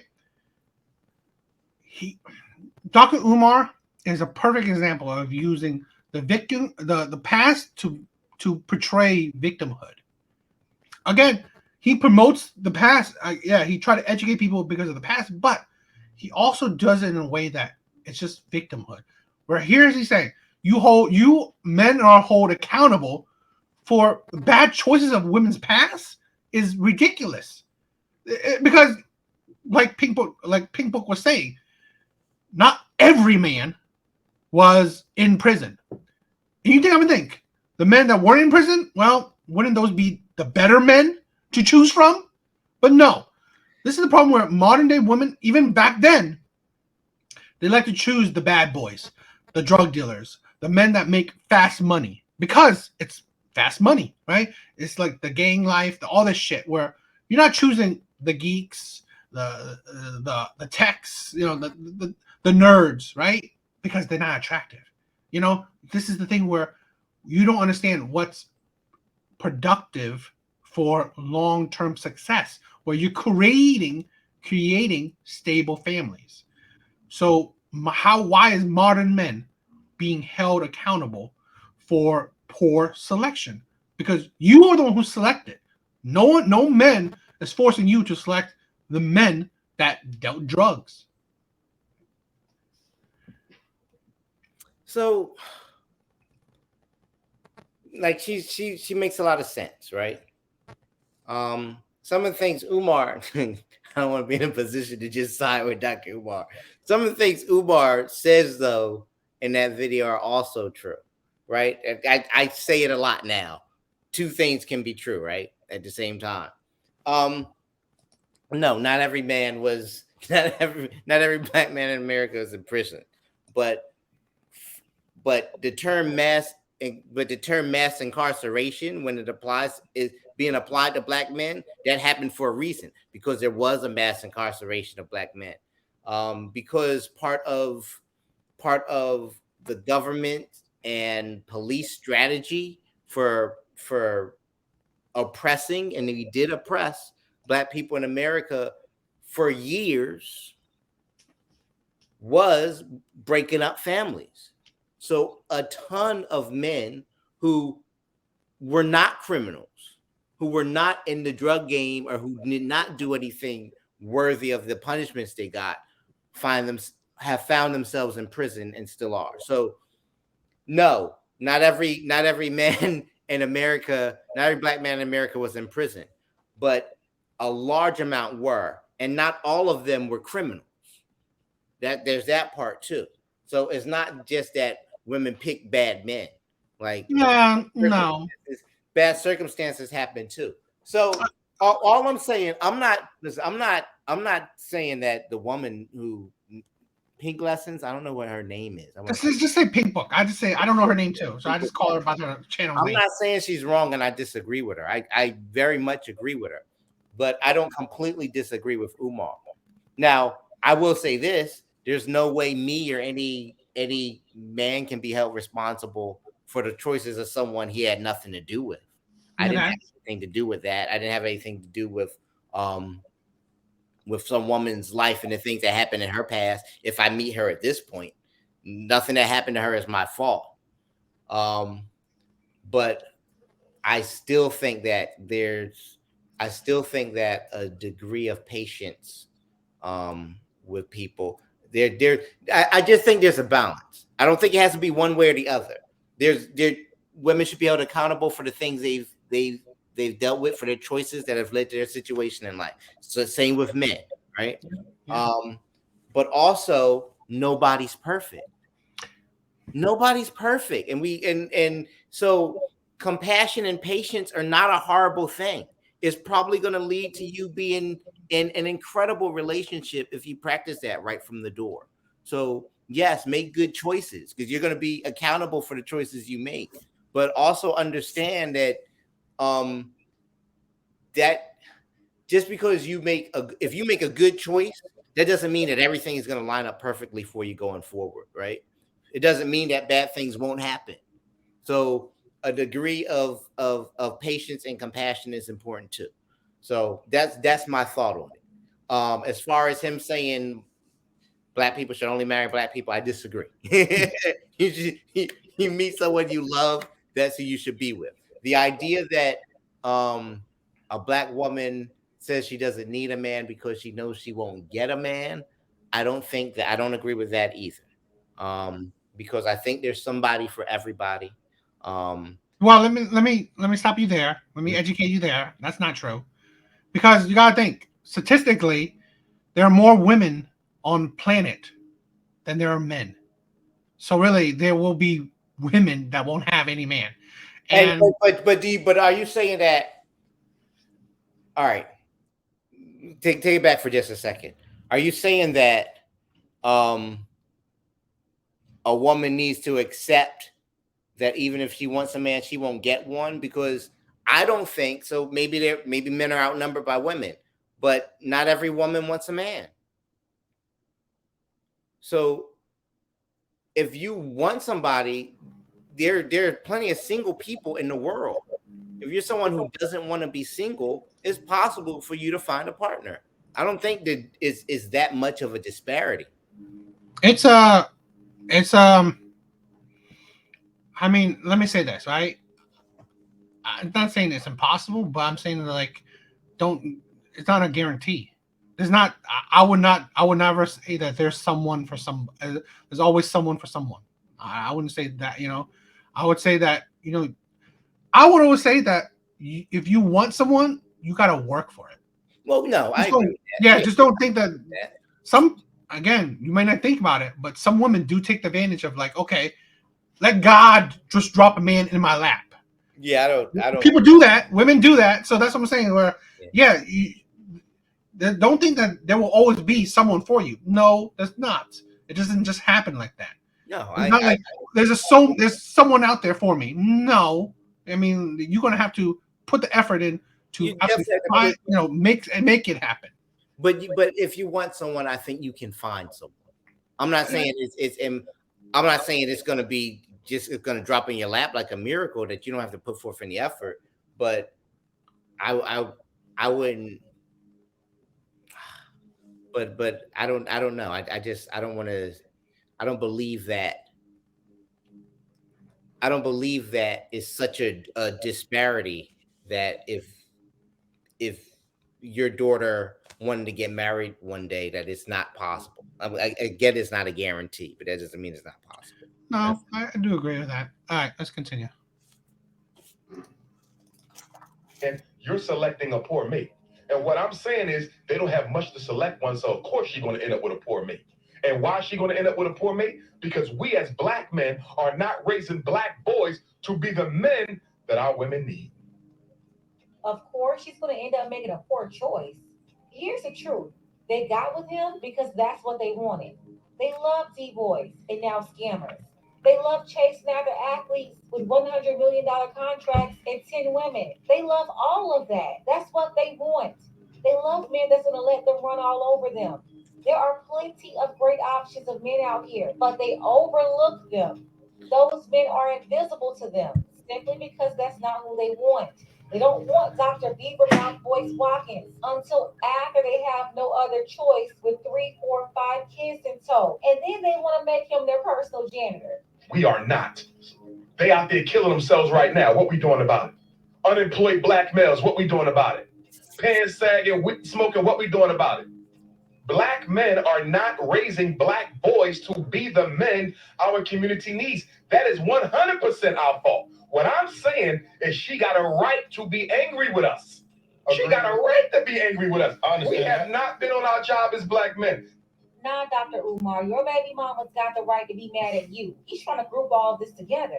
The community is not responsible for the kids that are made. It's the people who created them. And honestly, a lot of these women should be mad at themselves. It's their choice. They're the ones giving all the power. If the men are the providers, what have we been providing for our community? I'm not speaking you individually. Yes. Because you may be a damn good father. You may be a damn good father. You may be a damn good father, but guess what? What are we doing for the community? What are we doing for the children who don't have a father? You don't think the black woman got a right to be angry when she's been raising 2/3 of the kids by herself for 50 years? No, she does not have the right to be angry with other people who have nothing to do with her circumstances. And the minute she raised her voice, we say she's not humble enough. Yeah, Dr. Umar, but you told her that she couldn't go to Africa and raise her voice over there. It's not the responsibility of the next man to care why she's raising her voice. He doesn't have anything to do with what happened to her before. That's the main reason why men don't like women with baggage. She had to become masculine to survive the domestic abuse. Are you telling me you can't see how we created that? No, everybody doesn't have to pay for her trauma. Go get a psychologist. Go get therapy. Go and heal yourself. And that's not the reason why they're masculine. They're masculine because that's what they want to be. They want power. They're rebellious. They don't want to listen. They don't want to follow instructions. They don't want to follow a leader. They want to be the leader, but don't want any of the real responsibility. That's the real reason. They like the freedom of not having structure. I understand that, but she needs. If we was loving our women and taking care of our women, do you think she would be like that? That personality has a history. If she's picking Pookie and Ray Ray instead of You're making her a scapegoat. No, she's picking a scapegoat. No. There's good Can I ask you a quality question? men that they ignore. Why she even got it? Why is there even a Pookie in the selection? Because 9 times out of 10, another woman. That's the thing where I may say this. We were talking about this before. There will always be a bad person. I mean, people in general. People in general, they're not just like black and white necessarily, right? There will be bad men, right? And a degree to it, right? Degree of good to bad. There's always degrees, right? There will always be, let's say, a man that's like a great father, but you know what? He's used women too. There's multiple degrees, and that's the thing where. Here's the thing where he ignores accountability in the sense that a lot of women not even marrying before carrying. So really, you are skipping commitments, right? Skipping level of commitment. So you think, okay, why even have a child with a man that you're not even committed marriage-wise to? That's the thing where you don't think. This is why I said accountability. Fine, you chose whatever, but how about marry him first, take time, and then have kids? No, we have a kid first, and then he's in jail. Well, too late for marriage. That's the thing where why if other men take accountability for that? Where why didn't you even marry your baby daddy? Why is he now just your baby daddy instead of your husband, the father of your children? That's the thing where. No, we don't. They don't think that. They don't think that level of commitment, and where he is pandering to women, and negating accountability for poor selection. This is the thing where you see, like women have you see it every day. I mean, maybe it happens to you. Women have the ability, and they do it often. Reject men. So how many times have a woman reject you or me? Plenty. I've been rejected so much that my ego is like practically non-existent, right? That's why I don't call myself nothing special for no reason, you know.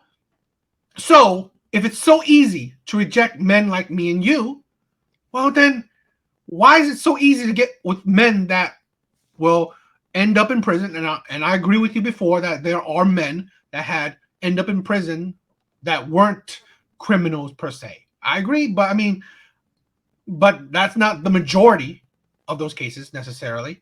And that's the thing where you don't pick. You're not picking. You could easily disregard men like me and you, but how is it so crazy that you pick men that would abuse you, leave you to become a baby mama, not marry you, or be criminals, things like that? Wow, you chose that man so easily. Yet why didn't you not be more because you were so selective to the men that you thought were geeks, thought were corny shit, like, because you gotta think, right? A little while back, we had that social media drama with Michael B. Jordan, right? Where the woman who interviewed him back in the day thought he was like a theater geek, a dork, stuff like that. Well, if a woman married him then, where should she be now? With one of the most accomplished black man on this planet. Mm-hmm. That's the thing, right? Women rejected him, right? That shows you that there's accountability. You chose it. Instead of choosing him, you chose the gangsters, the scammers, all these things, the Pookies, the Ray Rays, the men that will leave you to become baby mamas. You didn't pick the band geek, the theater geek, or whatever. That, you know what, he's a bit more responsible, because even as a child, he was determined to become somebody. That's the thing where they were making fun of him because of stuff like that. That's the thing where you see beyond. This is where Dr. Umar, right? And social media in general, and I want us to do, right? We promote characters and morality, right? We promote something for you to be the best version of yourself. I personally promote accountability. I always hold myself accountable for any actions, anything I say. If I'm wrong, I'm wrong. I will admit it, and I will either backtrack or fix it, and I will learn from my shit. But I will be accountable for it. I'm not perfect. I'm definitely not perfect. I'm not even nowhere close, right? So that's the thing. Where those are the things that we should promote. He is taking away accountability for poor choices of women. That's the thing. We're not seeing that for this man who's so educated and such a a pillar of Black culture. He should be promoting accountability, where we need to be different, destroy the baby mama culture. I've said it before, single mothers is not a community, right? That's not a community. You got to have men to build a community with. So, yeah. You got any thoughts? I mean, there's a lot that I agree with you in there. There are some details. I guess, you know what, Dan? I guess I just don't like blanket statements. I think that's what it is. I don't, because because I feel like, all right, for every rule, there are not just an exception, but exceptions. To the point where it's hard for me to state anything as a rule. So here's what I mean. Like, should a woman be held accountable for her poor choices? Yes. She definitely can't blame someone who has never been in her life for anything that's happened to her before. I agree with that.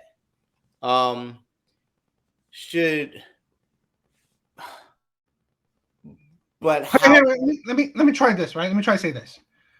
The problem, and I admit you're talking like a woman. Okay. Because I want to try to change your mind in this, right? And I hope I could change your mind.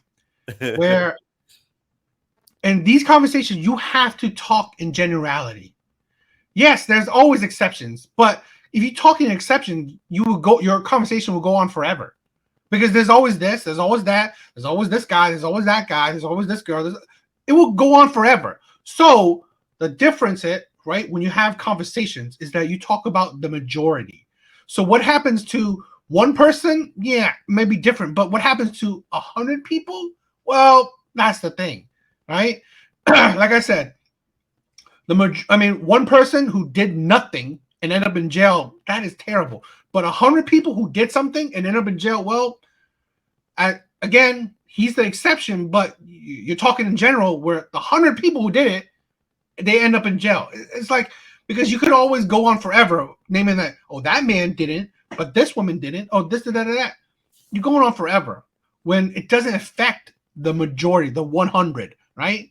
That's the thing. It will, I would say, right? I've said this, very few things in life is 100%. I agree. There's no such thing as like a clear cut all. I'm going to tell you this, right? People on social media will say all or women or men, stuff like that, to make it seem like, oh, we're talking about everyone, but it's to sensationalize things, right? It's to entertain, to get people to interact or, be triggered or whatever, right? But everyone knows there's no such thing as not everyone does not know that. Well, we know it, but everyone does not. That's true. Everyone doesn't. But you know what? That's the point where, people on social media, they hope that if you don't know, well, you interact. That's yeah. But that's the thing. That's that's the sad truth of social media entertainment. You want to engage people, so they do shit like that. But I would say this. This is the caveat where I agree with you. Right? There's always exceptions, but where we have to think, especially as creators, right? Content creators and stuff like that. And you know what? Actually, stay who you are. Actually, I like it where because you make it, you give me the opposite of myself. So actually, yeah, I like it that. But what I'm saying is that, you know what?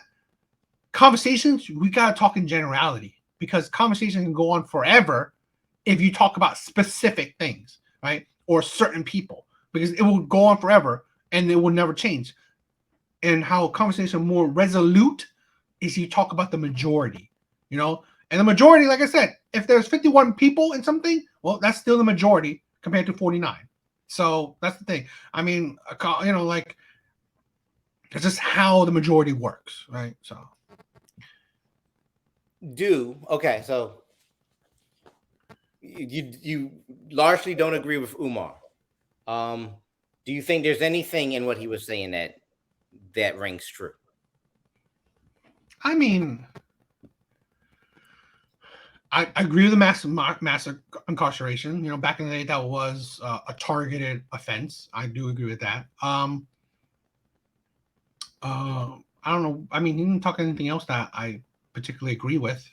He talked about there not always being. We talk about women picking the bad men. Yeah. But do you think, because earlier you were saying like it's a disparity between the amount of men and the amount of women. Not every woman's going to get a man. Do you think sometimes there aren't as many good choices? Okay. Well, that's the thing, right? Where here's the issue, right? Right, and you're right. There might not be a large selection of good choices. Mm-hmm. The problem is, and where this is where maybe Dr. Umar is wrong in a sense, where I do think that we should date outside our race if we feel like it, right? Because if your pool is so small and you adamantly have to stick with that pool, then that's a dying ideology, right? You will die. Your lineage will die by doing that shit. Right? I think that's stupid. But I do think about this, right? If you see it why do you think, let's say, many criminals have multiple baby mamas? That's the thing. Let's say, and a hypothetical conversation, a hypothetical thing. I wouldn't think it's bad if you had multiple baby mamas, right? Okay. I wouldn't think that because I know, I 100% believe it, that you will be a good, amazing father. And that's the thing where let's say you were in a relationship with one woman, you love her, but who knows, right? Statistics, she divorced you. Fine, whatever. You had a child with her. Okay. But I know you will be there for him, be there for your child. So you met with another woman. Statistics, women divorce. So she divorced you too. Another woman divorced you. Okay, whatever. You had a child with her too. You will still be, that's the thing. That's the difference, right? That is what I'm talking about. I'm not saying that, geeks should have multiple women. I'm not saying that. But why choose the criminals continuously from different women choosing the criminal to have a child with? He's not there. He's not supporting all this shit. But the geek, the nerd who's working on himself, who wants to have a bright future, you don't really choose. Because why I say certain things, right? I work, in the Black community and stuff, right? I'm surrounded by women and stuff. I had a story where a woman said that she was the 9th baby mama. 9th? You were 9 women? So 9 women gave this man a child, and she's complaining about this guy's a deadbeat. But you're the 9th. You're the 9th woman that chose this deadbeat of a man. That's the thing. I mean, please look at other things. I have. It is a crazy thing. I have 2 baby moms, but I love my kids. I want to be there for my kids, and I support my kids. Right? I love my kids. Just so happens that women will be women, and my shit is crappy, but it doesn't change that I know I'm a good father, and I will die on that hill where I will constantly try to be the best father I can be. But that's the difference, right? That's what I'm talking about. Yeah, maybe the selection is low, but when the selection is low, yet you're choosing the worst of those selections, why even bother then? So that's what I'm saying. Like, the difference is, like I said, a hypothetical imaginary world where multiple women chose you. It didn't end well, and you have multiple baby mamas, but you're still the type of man with morals and characters that I know will be a good present father in your kids' lives. That's the difference, right? This man's even he's giving excuses to these women, but what? Because like I said, nothing's for sure, right? A marriage is not necessarily 100% for sure that will succeed, but the difference is the father. You can still, if you picked a good man, a good moral good man, it's a high likelihood that he will be there in his children's lives, supporting and being there. Because I just recently went to my oldest daughter's graduation, and it was amazing. I was there for her. I wasn't going to be there for her because of work, but you know what? I said, hell with it. I took the day off and I went to it because I want to be the best father I can be. And that's the difference. That's what I'm talking about. That's what I'm saying. Where, hell, as crazy as it sounds, why not you have multiple baby mamas? Where women chose you. That's what I'm saying, because men like us, we're not conventionally attractive or bad boys and stuff like that. But we have the characters that either fit long-term monogamy and good father characteristics. And this is the problem, right? Women are not where we say vetting, right? We talked about them before. Vetting our partners better, right? You can fall out of love with your partner, but still you want to know what kind of person he is. You gotta see the things that how he is gonna be a father, how he's gonna be a husband. And this is where Dr. Umar falls short, where he's excusing women for choosing bad men.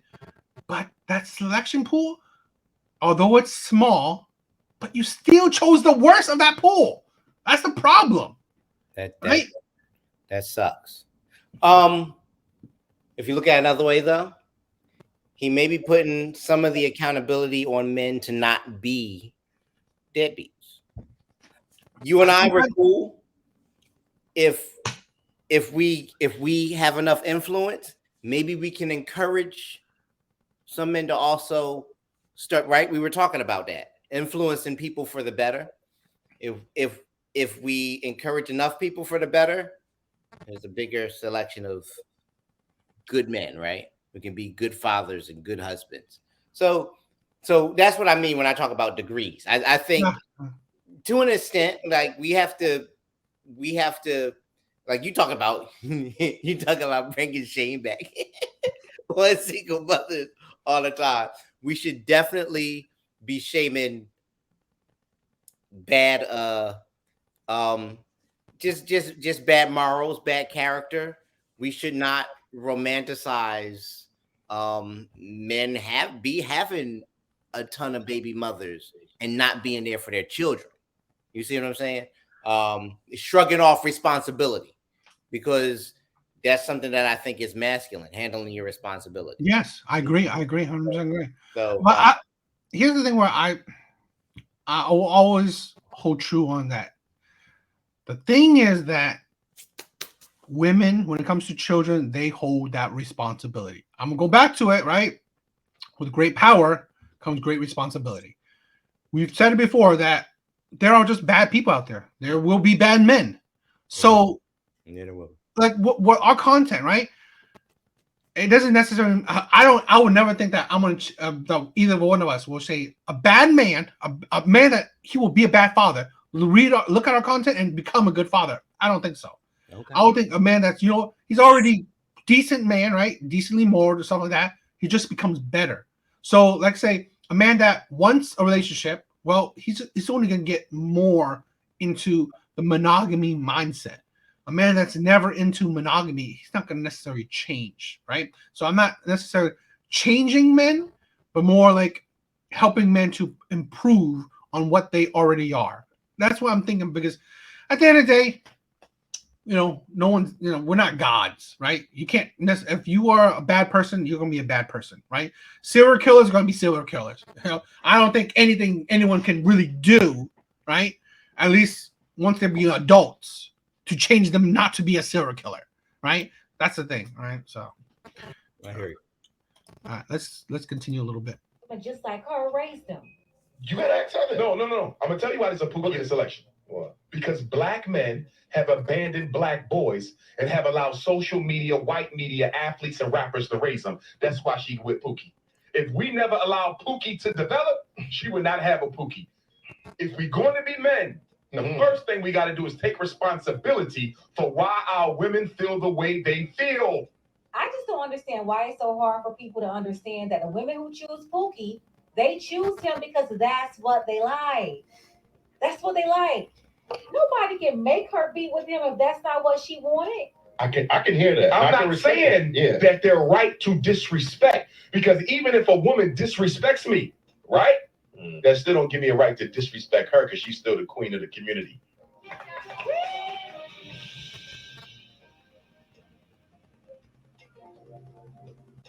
Wait a damn minute.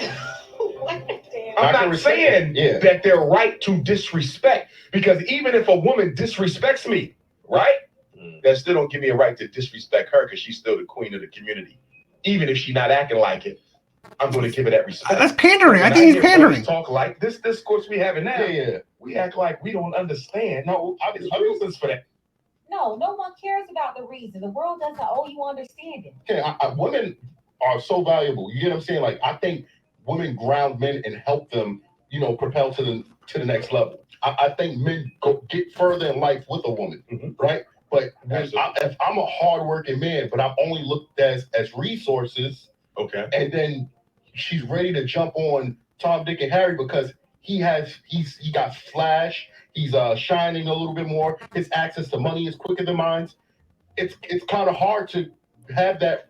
Well, no. One, I agree with you, but that's not all sisters. No, it's not. If you're constantly running into that type of woman, then the problem is you, because you're attracting a certain low vibrational energy. Why have that same energy for women?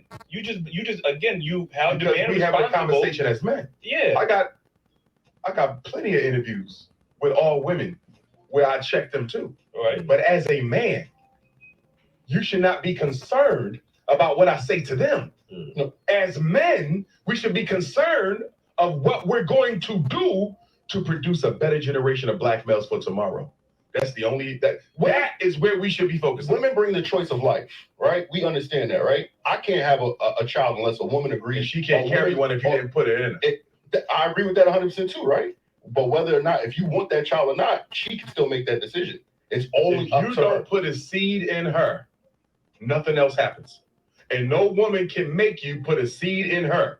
So the original act was the responsibility of a man. True. I mean. Yeah, and that's why men have to protect their seed. Because once you give it to her, you lose control. And she's the one giving the control by way of the state. All right. So did black men willingly leave the household, or was it the system that was? It was systemic. All right. So how? If we giving them grace for them having to do it without us, but it wasn't our fault, how are we not getting that same grace and that same respect? I'm gonna tell you why. I'm gonna tell you why. Because black men, as the leaders of the community, now we can't be leaders. Here's the question we gotta make. Here's the question. Because the argument y'all make feeds into the feminist agenda. Okay. It's an argument that says I don't want the responsibility. I'm a leader. I don't want to fix. Right? I'm gonna fall back and let her run everything. That's what the feminists tell. They say, look at them making excuses for why they can't be better men, making excuses for why they can't make better men. You understand? Your argument feeds the feminist narrative. That's not what we're making excuses for. I'm saying I am the better man, but I shouldn't be held responsible because you wanted to choose a Pookie and a Ray Ray. That's not me. I work too hard in my life. To what I said, Pookie and Ray Ray shouldn't exist. And the only reason why Pookie and Ray Ray exist because we're not in the community making those boys the men they need to be. Do you see that? And she don't get a Pookie if you didn't allow a Pookie. But she got an Eli. She ain't come to Eli. She went to Pookie. And that's what we're trying to say. She wouldn't have had a Pookie if we didn't allow one. Hard in my life. She wouldn't have had a Pookie if we didn't allow one. No, she wouldn't have a Pookie if she didn't choose one. We men supposed to make the braids the boys. Right. We as men is holding other men accountable for the same thing that you're talking about right now. What are we doing for the young brothers in the street? So what you mean, mentoring them? I mean, he's a great father. I'm talking about that's individual. That's good, but that's individualism. Yeah. What are we doing collectively as men to change the trajectory for black boys in the streets right now? Nothing. We're being a talkie. And that's where Dr. Umar is getting me. He's continuing to discount their real efforts as fathers in their own homes and leaders in their own homes to make them accountable for people who are not related to them, who they have no authority over. I mean, you can take It's not going to get better unless we put hands on deck. The reason the athletes and the rappers are the role models is the professional black man moved out the hood. Where the dentist at? He ain't in the black community no more. Where the lawyer at? Where the business owner at? Where your city council person at?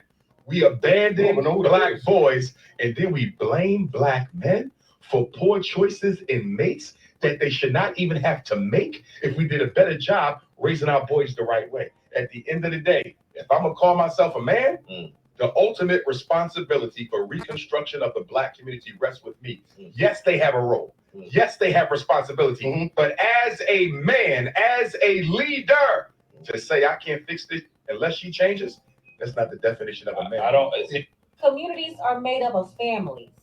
That's with the man, the woman, and the children. The men can't build a community without the cooperation of women. Women have to play their role. They don't want to do that. Another issue that's been brewing for a while is that Black women don't think they're a part of the community. They think they're a separate class.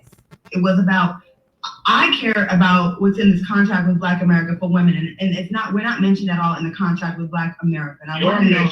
I mean, when you mention Black people, you mentioning Black women, so don't count yourself out. No, that's not true. It's like administration say that when they Black people is not minorities, Black women. it's Black women are not included in Black people. No, Come on, ladies.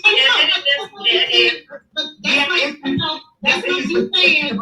It's like when Yeah, I think we're on two different accords. Like, I don't think we're saying that. What I'm saying is I'm capable of being that leader, that provider. I've worked hard in my life. You get what I'm saying? I should not have to. You still go back to individuals. But I only feel like we tell Black men that we have to now deal with masculine women, women with children. Why is she masculine? Again, he doesn't care. It's not his responsibility to fix her. He built himself up to be a higher quality man, and he's able to choose what kind of woman he's going to allow in his life. Because she had to raise the kids alone, not one woman, brother, a whole community. So you mean to tell me the only woman I could look forward in my life is a masculine woman that has kids by other men? No, that's what I have to look forward to. But I'm telling you, mistakes made by Black men systemically gave rise to the conditions that allowed her to be masculine and made her end up with a man that you consider to be less than what he should be. And I'm telling you, Black men are responsible for her being masculine because we have not helped her raise them children. Eli is saying that's not on him. He's not about to be the janitor, and that's what Umar is wanting Black men to be, the cleanup men. I say help them raise them children, I don't mean you as the stepdad. No, I mean you as an active member in the community where we go to every single parent Black mother and say, how many sons you got? 2? How many sons you got? 2? Well, guess what? That's your son's big brother. That's your son's big brother. He taking him to school. He doing the homework. He gonna spend a couple hours with him every Saturday. He got his own kids too, but he gonna make time for you. Dr. Umar lost his mind. He's been trying to use Black men on. I think that's. I mean, it's gonna go on for a little bit more. I mean, we've been off, but I'm gonna. This is the thing, right? Where he's pandering. I do agree. Let's say that I do agree that yes, the part I agree with that. Let's say Black professionals are leaving the community, but you got to think, why are they leaving the community? Because the community itself is toxic.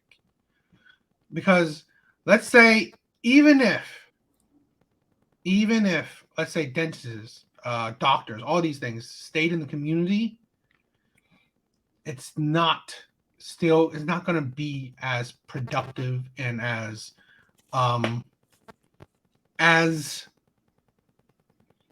helpful as you may think necessarily. I'm saying, like, if maybe generations of it, yeah, I guess it would have some effect. But at the end of the day, I disagree with him. It's like, the Pookies and Ray Rays were created because Black men. No, it's just. There will always be, this is the thing where we were talking about, there will always be bad people. It don't matter what you do. Even, you think about this, even if you raise a child amazingly, 2-parent household, who knows if this child could possibly become a criminal, could possibly become a womanizer, could possibly become whatever. You don't know. So that I wouldn't say that it's like, oh, because weak black men created the Pookies and Ray-Rays. I don't necessarily 100% on board with that, because there will always be men that are womanizers, men that will use women, men that will leave women, men that don't want to be fathers. And I think we should definitely talk about, you should definitely wrap it up. Don't just, finish in women, because I think that's insane. But yeah, there will always be men that, don't care about protection. There will always be those type of men. The problem is that women are just, this is where he should be. He's saying that he's talking to other men, but it's like you are putting responsibility on, let's example, these men to help bail out women that made poor choices. Yes, it is a commendable thing if you try to change the lives of these maybe young boys, but at the end of the day, we all have our own issues, our own problems. I think I haven't heard it in recent years, but like the Boys and Girls Club, or like those oldest, I haven't heard how big or impactful those those organizations where those big brothers, big sisters have been. Because back in our days, I've heard a lot about them, but nowadays, I don't think I've ever heard about them. Yeah. So I don't. This is the thing where,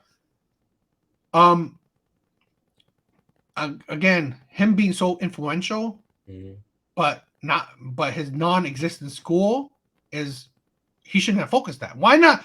I think that's a great idea. How about make a program, put more thought into an organization where you have big brothers, big sisters, right? Because like I've really never have heard that in modern day, right? Where people are talking about those things. I don't think that's a promoted program anymore. I don't even know if it still exists. So to it, yeah, because I don't think so too. So that's why it's like, okay, that is a thing where I don't think men that like these, I don't necessarily put the blame on them for not wanting to bail out single mothers. But I do think that men like Dr. Umar, who's so adamant on Black community, well, instead of thinking about the school, I think a better focus is actually making organizations of like Big Brother, Big Sister. I think that's smarter. That's where I see where I kind of agree with him about not necessarily telling these men or any men to do it, but I'm saying like creating organizations, to do that stuff. I think that's more logical, because at the end of the day, I don't want to put the onus on other, people to bail out women or people who made bad choices in life. Now, it is the onus on companies or government to put in programs, or people of because you gotta think, at least Dr. Umar is more widely known than these three guys, so he has more the known power than these three men. So really, his focus should be on more, because he has a wider reach. These three men, although they have a decent social media influence, but not that much, but they can't affect a whole lot of change.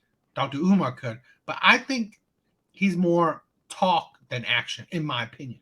What I've seen, and I've only known him for a couple years, right? I've only heard about him, but I think he's a lot of talk than action, because I've heard about his school for years now, and that's gone nowhere. But I would think it's a smarter thing. Well, how about let's take a step back on the school and make programs like that? And I would agree on that, where I don't think enough big Black professionals or like athletes and stuff. I think that would have been a smarter take, where you put money into programs like that, Big Brothers, Big Sisters, things like that. I think that's smarter. It's yeah, I agree with you. And I agree with Pink Book Lessons. Like, you can't hold somebody else accountable for your own choices. You made those choices. They didn't have anything to do with that. Those men in this video who have done positive things for themselves and are looking for someone to bring into their life, they can't be responsible for the choices of someone they just met. It's a hard enough job building yourself up to be a good man and a good father and a good husband on your own. That is a mountain of work. So if you've done that successfully, you're far and away above. Yeah. Exactly. And she's right when she says families make community. So if everybody does what they need to do at home, you help build your community. I will say though, even though I don't agree with what it really started not making sense what Umar was saying, but his sentiment that there should be community leaders in activism. Yeah, it's a lot to ask, but if a person can find a way to extend themselves to do it, I think that is something that's necessary. You can't get that from everybody, but where would we be if we didn't have Dr. Martin Luther King? And he's a man who made a lot of family mistakes in his family life. But as a community leader and a civil rights activist, we needed him, right? And there are a lot of people who followed in his footsteps and followed his example. So not only did he enact a lot of positive change, but he encouraged others to do so as well. Modern day, a lot of people didn't understand his protests or whatever. Currently, right now, Colin Kaepernick is a activist and a community leader, right? He's extended himself to teach young men and people in Black communities how to get educated as to what their rights are, how to behave when they interact with police officers, how to not get involved in crime. He began school and sports programs, right, for people. LeBron James is someone who has actively he actually did build a school, right, to support youth in his hometown, and give them access to better resources for education. So every man can't do that. And if you're doing the best you can in your family, you're doing more than enough, which is great. But for those who can extend themselves, community activism is a great thing. So I see what he's thinking about or encouraging, but you definitely can't be held accountable for somebody else's choices if you're doing everything right. A self-respecting man wouldn't stand for disrespect and being blamed for something he didn't do. So that's not fair to ask. That's the thing where I always think that not every man can be a leader. I mean, that kind of leader. Yeah. I mean, I think what we're saying, like being a leader of your household is like more than enough for what man can do. To be a leader of a community, to be a leader of a race it's a rare man. Like even Martin Luther King, although he could be a leader of a race, but he was a flawed man too. So sacrificed, the quality of his family to be the pinnacle of leadership in the black community. No one's perfect. So not every man can be that type of man. Now, where I hold the thing where I wouldn't hold these other three men more accountable than I would hold Dr. Umar, because it's the life you choose. You chose to be the voice of Black people. Well, since you chose, this is the thing where I believe in accountability. It's your choice, right? Just like these women who choose terrible men. Well, you chose it. Just like Dr. Umar, you chose to be the voice of Black people. Well, then you should make better decisions, better choices.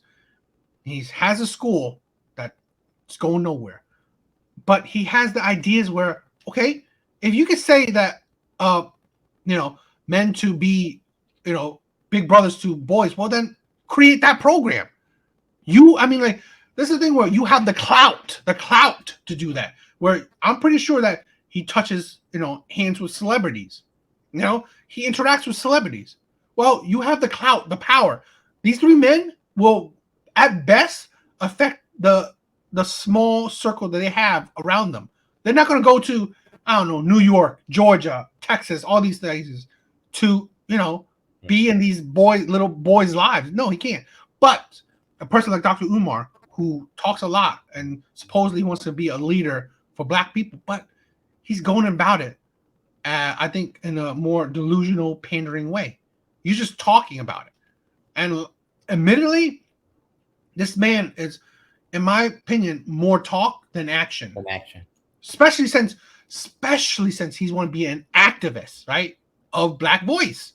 Well, you're not really acting a whole lot. You're not action. There's not a whole lot of action in your movements, right? So that's the thing where, yeah, he made a good idea where be big brother and big sister. Well, but you know what? Instead of thinking about a fake school or a school that's not existing yet, well, push more into establishing a program where I agree, a nationwide big brother, big sister, that would be a great idea, because I think that has died. And why has that died? And who knows?